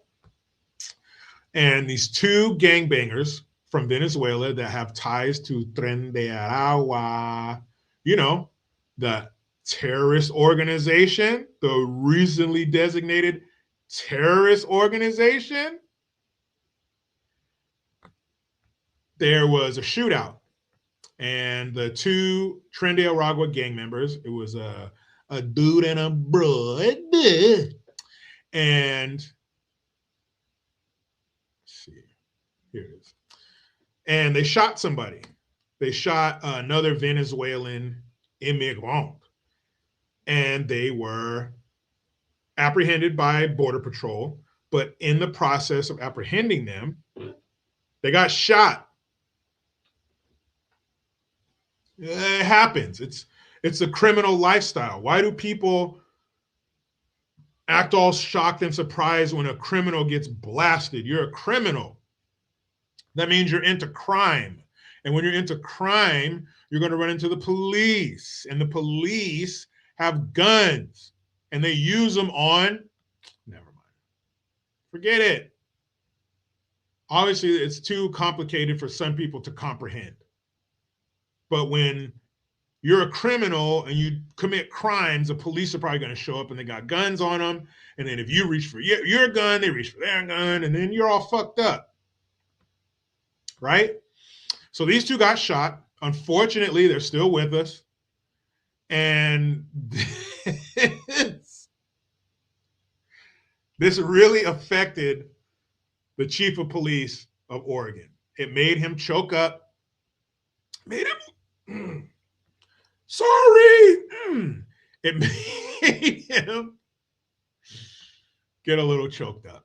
But first, I want to show you him talking about the two gang members, the two terrorist members, because Tren de Aragua is a terrorist organization. So if you're in that organization, you're a terrorist. It's in the name. And he's giving an update on the two terrorists who were shot, and thankfully, they're going to be all right. I can confirm, first and foremost, that these two individuals are in stable condition. They are still hospitalized. They are in custody of the federal law enforcement, but grateful that they are appear to be on the road to recovery, and I'm grateful for that. You guys ever heard a law enforcement officer say that? Let alone a chief, the leader?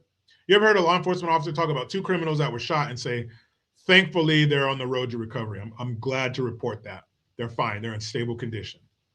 Normally it's, the 2 suspects are in stable condition. Not, thankfully, I can report that they're on their road to recovery. I'm so happy for that.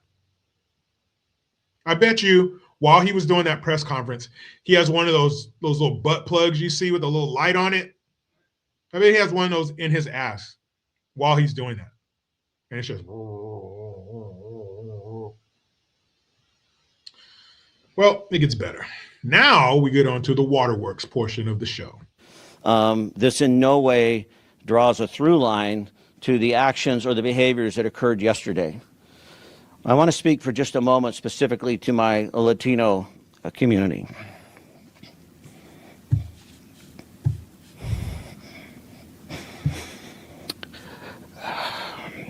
It saddens me that we even have to qualify these remarks, because I understand, or at least have attempted to understand through your voices, your concern, your fear, your anger.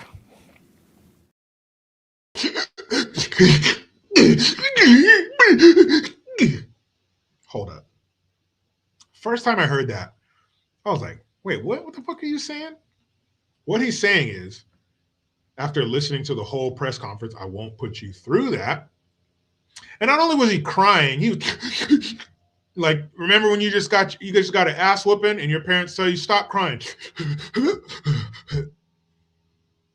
Okay. What he's saying is, when he's like, it saddens me that I have to even qualify, blah, blah, blah. What he's saying is, those Tren Aragua gang members shooting that other Venezuelan is not indicative of the Venezuelan community. I don't want people to think that all Venezuelans are gang members. Who the fuck is going to think that? He's also saying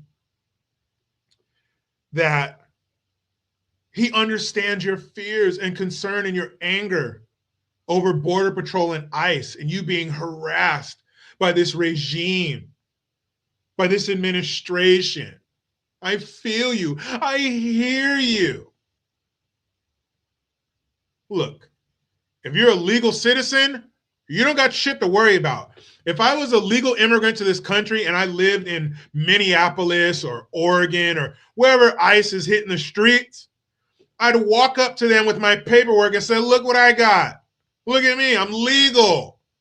So we won't have any problems. I would seek them out. Why? Because I'm proud. Proud that I'm an American citizen. I'm proud that I passed the test and I paid the money and I waited and I did everything right in the face of my family members telling me, hey, you know, you could do this. I know a guy. I did it right. I did it right. It took a long time, but I did it. I'm here now. I'm not afraid. I'm not ashamed. I have nothing to hide. You kidding me? If you're a legal citizen, you don't have shit to worry about. Do you know there's only been 107 cases of legal American citizens being detained or approached by ICE? And detained, I don't mean taken somewhere or arrested. It's something like 0.3% of all interactions were with people who were legal citizens. And if you are a legal citizen, you guys ever had the cops approach you, but you're not the one they're looking for? Do you get offended? No, I'm sorry, officer. I wasn't over here. It wasn't me. Good luck, though. Be safe. That's happened to me many times. Yes, with this skin. I know. I should be dead.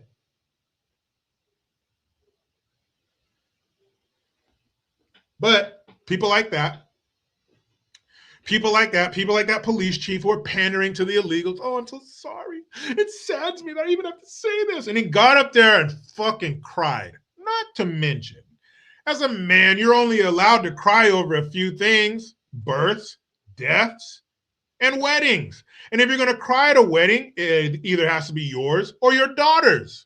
That's it. You're not allowed to cry over some fucking illegals who may or may not have been offended. Why was he crying about that? Nobody died. If anyone did die, it would have been the bad guys. And why were you not crying for the Venezuelan who was shot? You're crying for these fucking gangbangers. And I'm pleased to report that they're in stable condition. I don't give a fuck. I hope their condition gets very unstable. Because guess what the condition of the neighborhood was that they were terrorizing? Unstable. You piece of shit. Sniveling. This in no way draws a through line to the actions or the behaviors that occurred yesterday. I want to speak for just a moment specifically to my Latino community.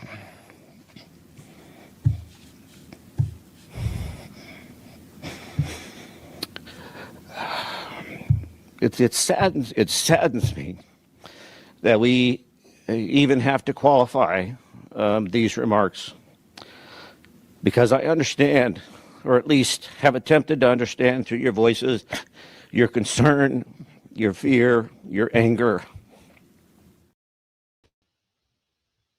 Can you believe that shit? And you hear him at the end. Bruh, get a hold of yourself. And what if you're a police officer in Portland? That's your leader, and he's up there snot bubble crying over some fucking illegals? Wow. What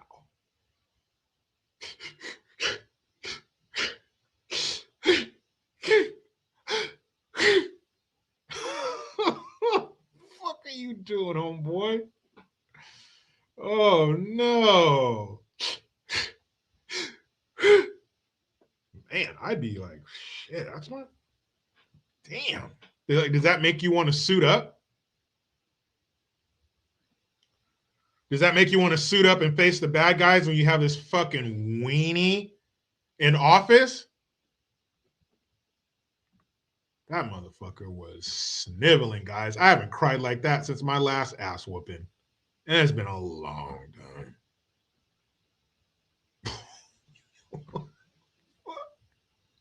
Legal alien, take us out of this.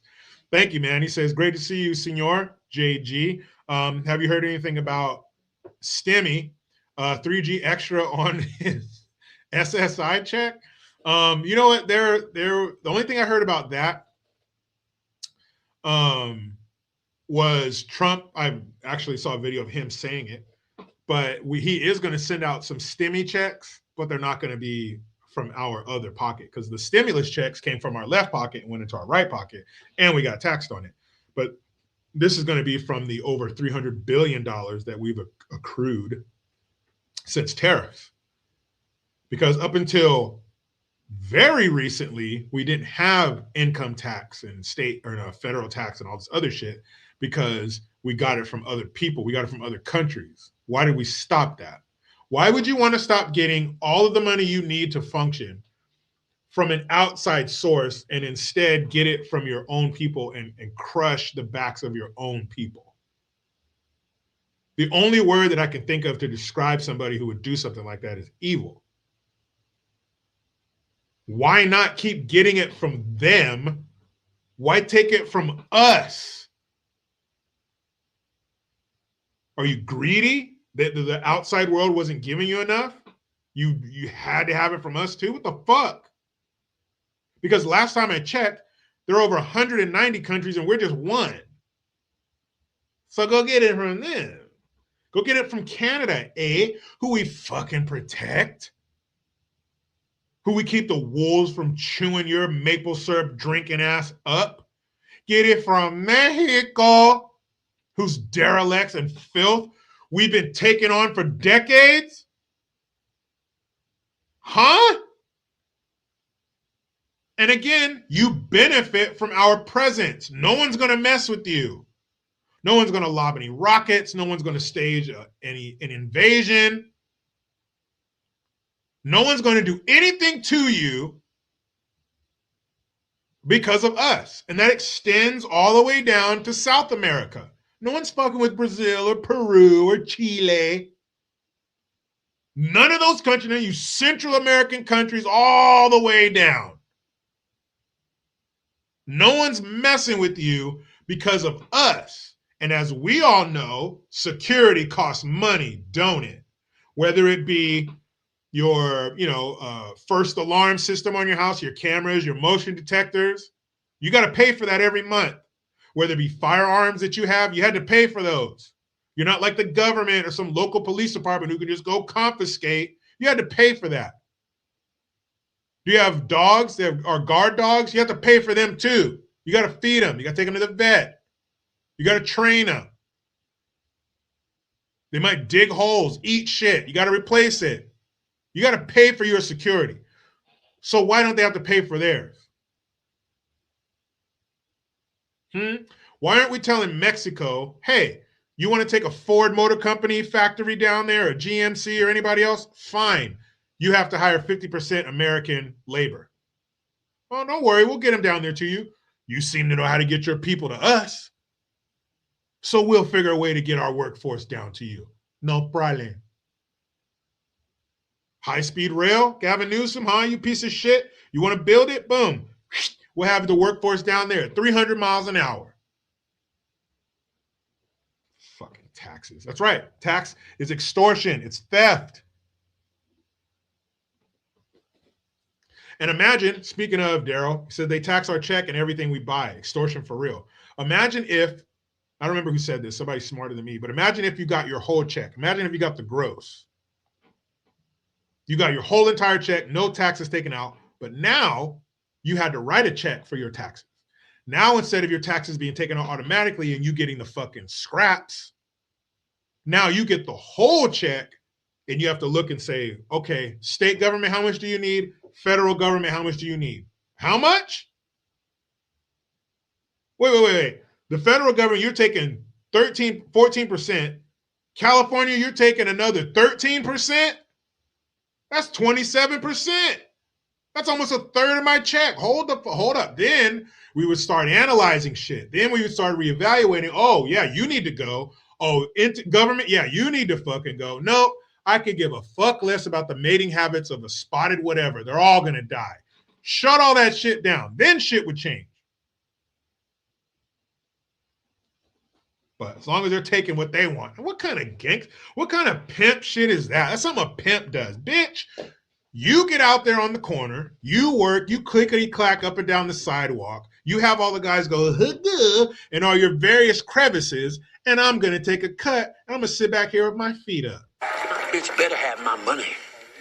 Through rain, sleet, or snow. It was a Shakespeare. My hoe better have my money. I'm telling you, that boy's a genius. Tell it. Not half, not some, but all my cash. Because if she don't, I'm going to put my foot dead in her ass. See? What kind of pimp shit is that? But it's happening. It's happening.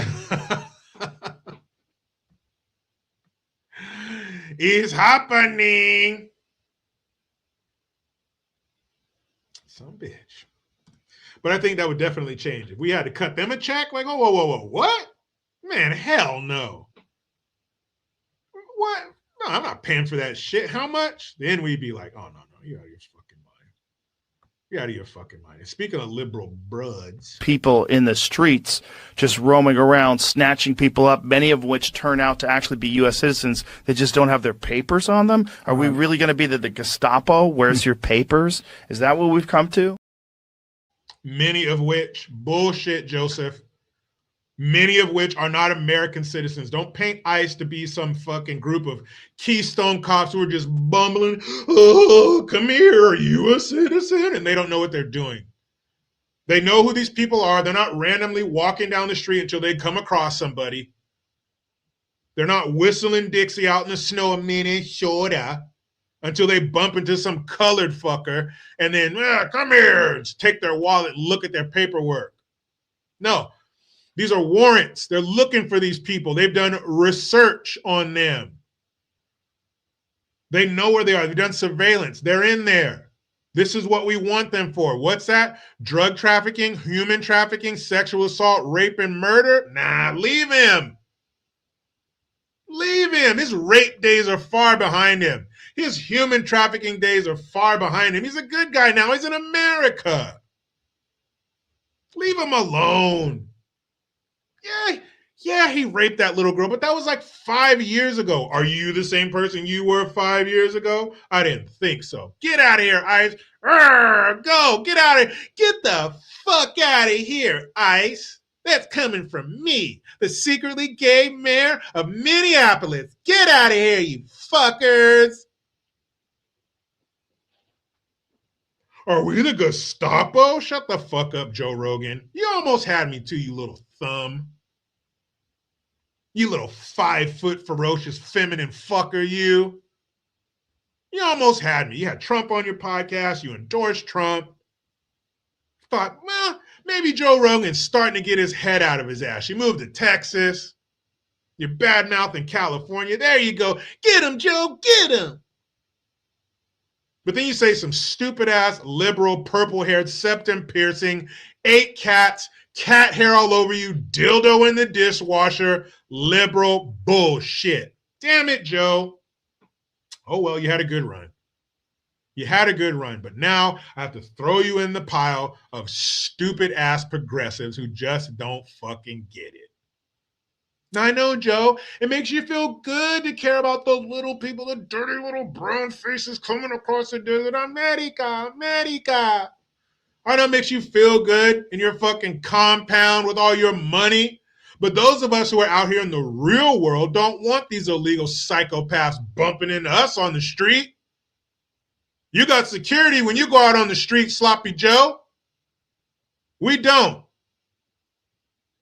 So we don't want some fucking Honduran gang member who has rapes and murders in his wake. We don't want somebody who was driving muzzled 8-year-olds around in a windowless van last year. We don't want that, Joe. I know your kids probably travel to school in some fucking Tahoe with a guy in a beard and a tattoo on his forearm that says "We the People," who is ex-Special Forces, but all of our kids don't get to travel like that, Joe. So we have to depend on the federal government to do their fucking job and throw the trash out. Fucking turd. Oh, then we're going to be the Gestapo. People in the streets just roaming around, snatching people up, many of which turn out to actually be U.S. citizens that just don't have their papers on them. Are we really going to be the Gestapo? Where's your papers? Is that what we've come to? Many of which. Don't let his little camo Carhartt gear fool you because he hunts. I'm a fucking bird. No, you're a dumbass. You might as well drive a Subaru Accent with a softball bag in the back. Fucking chick. Anyway, you guys ready to rise from the muck? Are you ready to see some lefty liberal turds like Joe Rogan get knocked the fuck out? Nobody likes you. What's it like to find a pedophile shit, bro? Take the roof first. All right.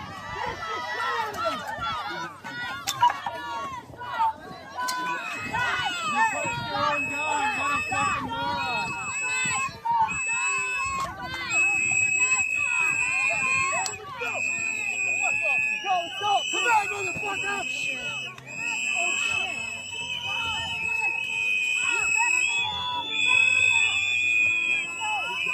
Hey, guys. You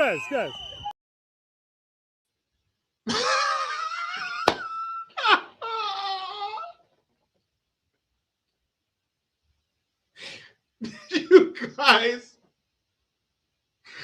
hear the whistles. That's the funniest part about that. Beep, beep, beep. What the fuck? Who was supposed to answer that? Who was blowing those whistles? Dude, he was out there. You see the guy kept putting that damn megaphone in his ear. That had to do damage to his ear. He had to have lost his hearing, at least temporarily. Those things are super fucking loud. That's what they're designed for. You're putting it in the guy's ear repeatedly. He's trying to walk away. No one loves you. No one loves you. Is that what your parents used to say to you? Is that how you ended up out here in the middle of the day with no fucking job? Dude, he was handing out Patriotic Ambien. Sleep. A couple of them came. I counted 5. You guys let me know. Was it 5 or 6 people he put his hands on? Because 2 of them came back for second. You got the old man who's all, come on, motherfucker. Boom, immediately out. And then you have homeboy with the red jacket who started it with the megaphone. He got fucking timber. He hit him, his ass stiffened up and went, oh, boom. Holy shit. That was hilarious. He was like, boom, boom, boom. At least 5 people. You guys check it out. Let me know what you think. Here, let's do it again. Let's do it again. Dude, he was up. And then, see this. Oh, here, we'll watch it again one more time, and then I'll say what I was going to say. But this just proves a point. This proves a real point. Holy shit. Good night. Nobody likes you. What's it like defending pedophiles and shit, bro? Take the first first. All right.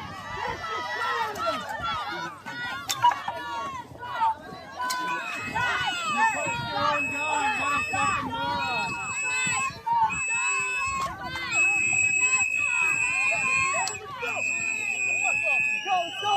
motherfucker!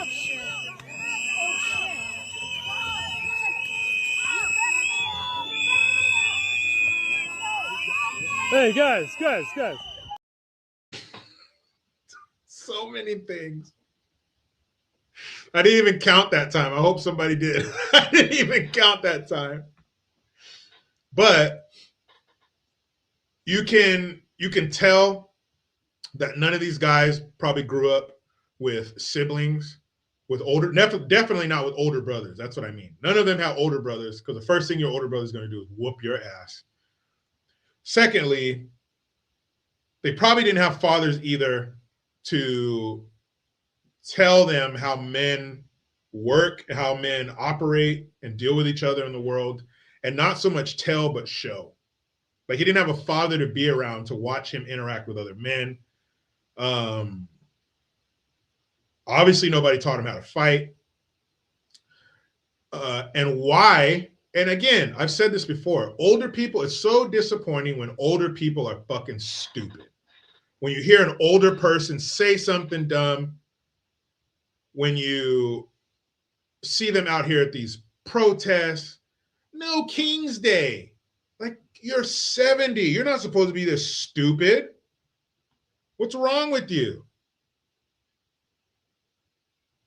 Hold on, I just got a text from my wife.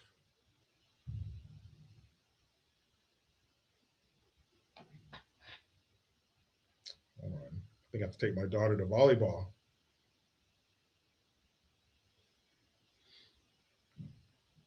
We'll see. I just got in trouble live on YouTube. Anyway, but obviously, you know, when you see an older person do or say something stupid, you're like, man, you're supposed to know better. You are where I'm going. You're supposed to be wise. You're an idiot. But I guess old dummies used to be young dummies. But you see, when you see shit like that, you're like, man, you're a dumbass. But as an older person, shouldn't you know better? Like, why would you obviously can't fight. So why do you keep running up to this dude, that old man who's like, come on, motherfucker, boom, he's out. And he goes back, and that's the last guy he's hitting. He's socking this dude at that old man. Why did you come back? Why? Why'd you do that? And then you have the guy who started it, and he comes back, and he gets fucking stiff. He gets Frankenstein. What the fuck? What's wrong with you guys? Why would you do that? It didn't work out the first time. So why are you going back for more? Fucking idiots, man. Golly. But that just shows no fucking, your father didn't raise you. Like, you just, I don't know how you got this far. Holy shit. And if you're watching a dude just piece up a crowd, why would you run in there unless you know how to fight? If you don't know how to fight, then don't start fighting. Fuck, I don't know. I thought that was common knowledge. Like if you can't fight, then don't start a fight. Okay. That was fun though. Matter of fact, that was so fun.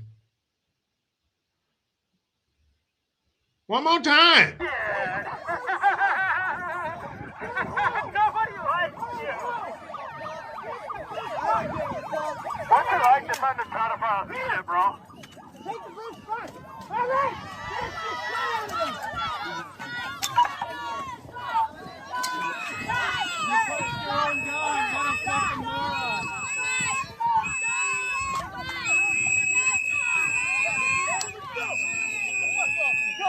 Come on, motherfucker!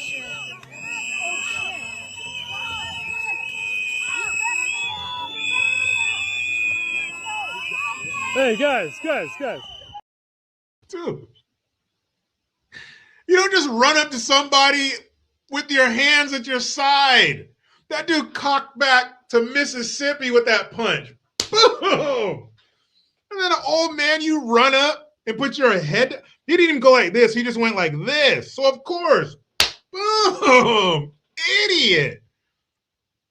And lastly, on this video, why would you put a megaphone in somebody's ear? That's a perfect stranger. You don't know him.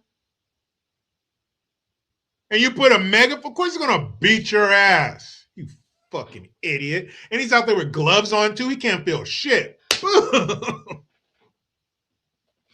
You fucking idiots. Oh my goodness. All right. Let's get to your girl. Who's your girl? You know who your girl is.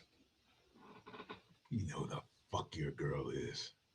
This is great. This right here is Congresswoman Jasmine Crockett up in this motherfucker. You know what I'm saying? And she's here to tell you what's real. And she's here to tell you what it's like, what it's about, and how she feels. So listen up. Listen up, fuckers. Reality is that y'all never let the fact that I am black go. Yeah.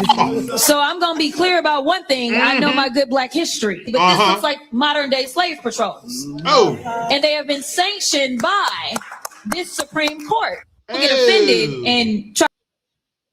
Ew, modern day slave patrols. There we go. There we go. Modern day slave patrols.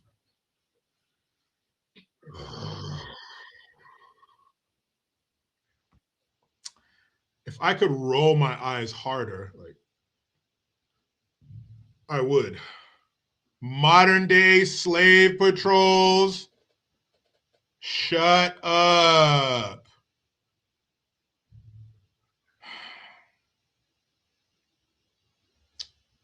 Modern day slave patrols. Where do we start?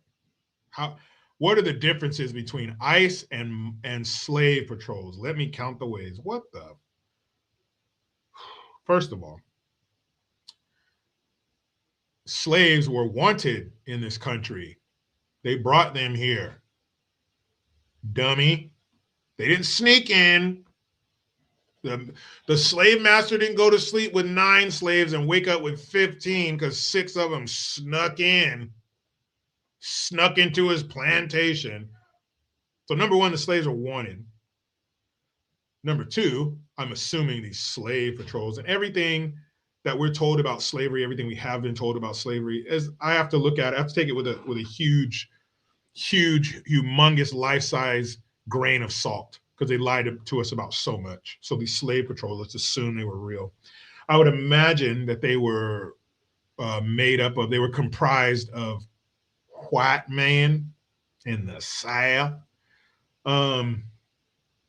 ICE hires Black folks, Mexicans, Asians, and all that. So there's another difference. Number two, they're getting people who are living amongst us in free society. They're not slaves. And you're also getting people off the streets who are living very well. Slaves didn't live like that. Slaves didn't have all the modern amenities at their disposal. They didn't have food at the ready, entertainment, travel. whatever they wanted at their fingertips. They didn't have that. There were a lot of white folks. Anybody who wasn't rich back then didn't have that. So there's a few differences off the top of my head between these slave patrols and ICE now and the type of people that they're capturing. Are you fucking stupid, woman? Yes, she is. Yes. To say something like that, you'd have to be. You're even more stupid because you're educated. I know that sounded weird, but let me explain. You are formally educated. You were educated at the highest level all through school, ever since elementary, private schools. Your parents paid for you to go to school. Your parents paid for you to have the upper crust of education, and you had it all the way through college. You're a lawyer, and you're still this stupid?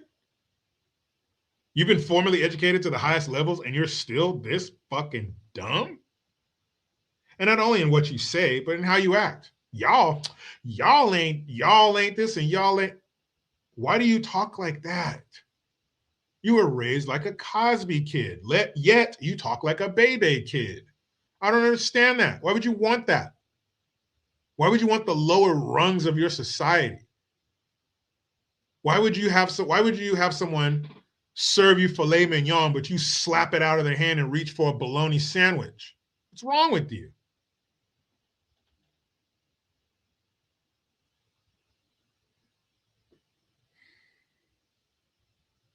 I don't get it. Why would you do that? Your parents are offering you the best of the best. You're like, no, ghetto. No, Kool-Aid. What are you?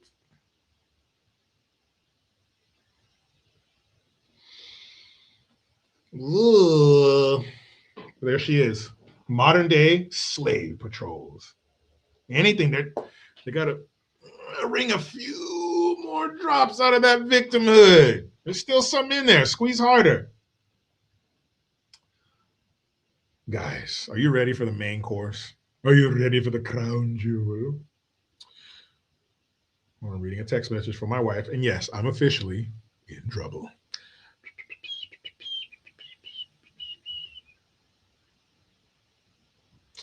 Anywho, Kamala, the Ugandan nightmare. Where is she? What is she? Well, she is a strong Black woman who's just trying to make it through the sludge of America, trying to hold her down and keep her back at every turn.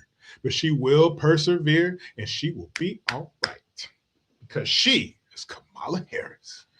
Well, like I said earlier, guys, she was in Memphis on her book tour. She's there, Martin Luther King's birthday. Of course, what are you going to do? What are you going to do? She's going to go to the Lorraine Motel where Martin Luther King was assassinated. Here, I got proof. She stepped right onto the balcony where King was assassinated over 50 years ago, noting that Memphis plays a large role in American history. Oh, did you guys see that at the end? I want you to watch this again. Look at the end. In the beginning, you have her standing there with some people, and the guy's explaining, oh, yeah, the shot came from over there, which she should already know that because she's going all up over her. But look at the end. At the beginning, they're standing there with her. At the end, she's standing by herself, pondering, looking over the parking lot. In this moment where America changed for our Black people. Tell him, Kamala. She stepped right onto the balcony where King was assassinated over 50 years ago, noting that Memphis plays a large role in American history. You see that? Yeah, see how she looked over? She scanned the surrounding area, and she tapped. You see her tap on the banister like this was a powerful moment. And who are these two bow tie bean pie selling fools around her? She stepped right onto the balcony where King was assassinated over 50 years ago, noting that Memphis plays a large role in American history. So she put her hand on the rail like, oh, this moment's so powerful I might lose my balance. Oh, goodness. And I'm sorry, but anybody in a bow tie, any Black dude I see in a bow tie and a suit with his hair cut and the glasses and everything, the cufflinks, you just look like a shyster to me. I look at you the same way I look at somebody in a neck brace. I think you're full of shit. I think it's an insurance scam, right? Am I the only one who thinks that about people in neck braces?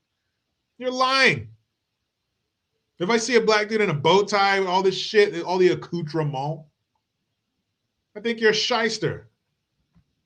You're a fraud. You're a con man. That's what I think. But do you see how powerful that moment was? Oh. She just put her hand on the rail and just, oh. A woman so genuine and authentic, you can feel it oozing from her pores. Kamala. Imagine what state this country would be in if we had that strong black woman in the White House.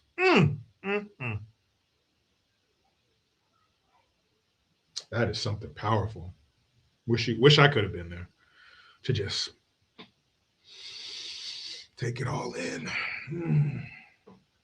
So before I go, we have to cover a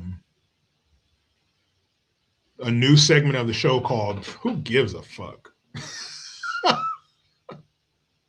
Right, Samuel L. Jackson? Who the fuck is this asshole? That's what I asked myself. Who the fuck is this asshole? Who the hell? Well, don't be a fucking hater. All right? Don't be a hater.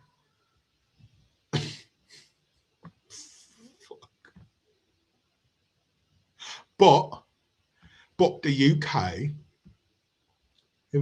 they got a reason to celebrate. They got the first, meet the UK's first blind black female barrister who wants to change people's perspectives or perceptions of what lawyers look like. Can I get a bottle of water? In her time spent working with clients as part of her studies, Jessica Inaba, 24, says she feels that being blind has helped her establish a stronger rapport with some, especially those from minority backgrounds. Why? Because minorities are disabled? Is that what you're saying? Say it. Say it. Minorities are disabled. That's what you're saying when you equate your disability with relating to minority groups. Oh, look at all that. What's that on a fucking head? That shit looks ridiculous. England, you're ridiculous for that. But there she is right there. Miss Inaba. What's her fucking name? Jessica Inaba. There she is. The first blind.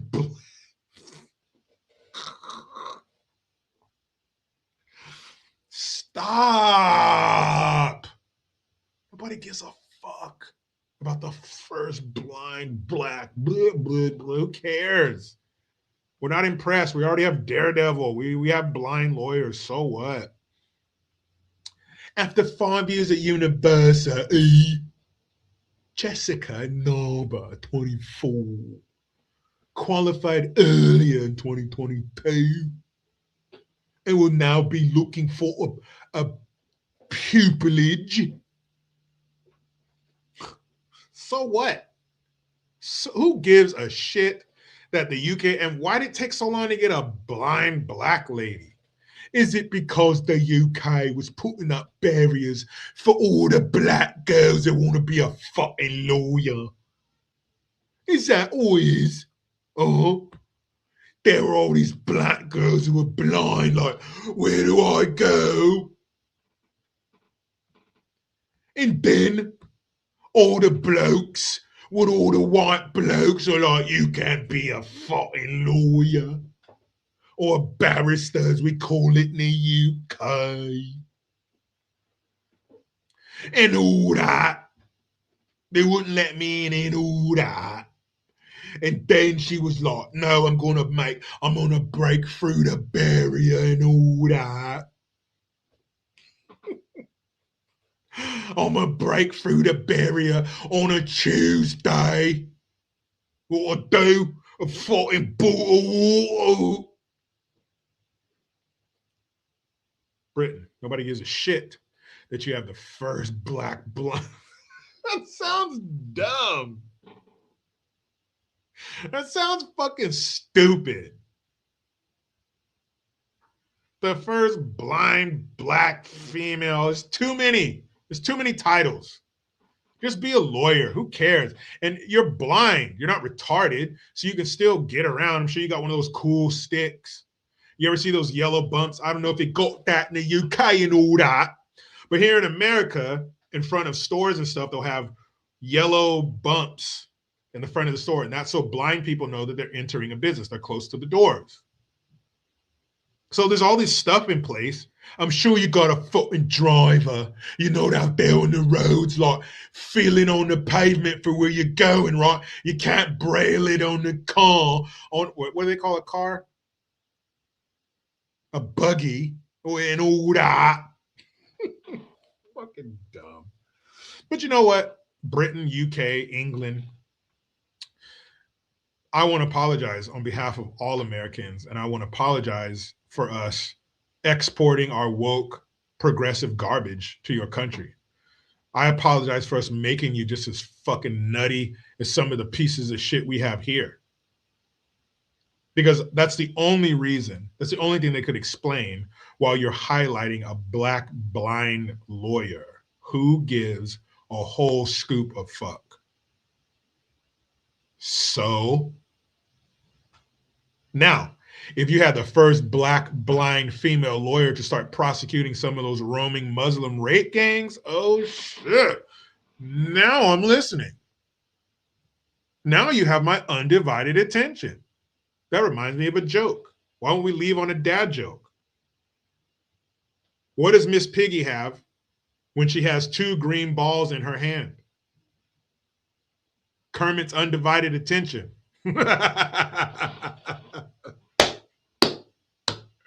I fucking take that and all that. Thank you guys for being here. As I mentioned earlier, I'm in trouble with my wife, so let's open up this text message and see what she has to say. Actually, she sent me an audio clip. That means it was too much to type. This is going to be fun, guys. But it's not the first time or the last time that I will be in trouble. I guarantee it. But I appreciate you guys being here. Thank you for your time. Thank you for your comments. When I'm about to freak out on my kids because they're being loud and I'm trying to record, but that's okay. I'll wait till I'm done. But I appreciate you guys being here. I will be here next week to talk about all the insanity of the upcoming week. But you know how it goes. Try to be done with the left, but they just won't let me. I'm out.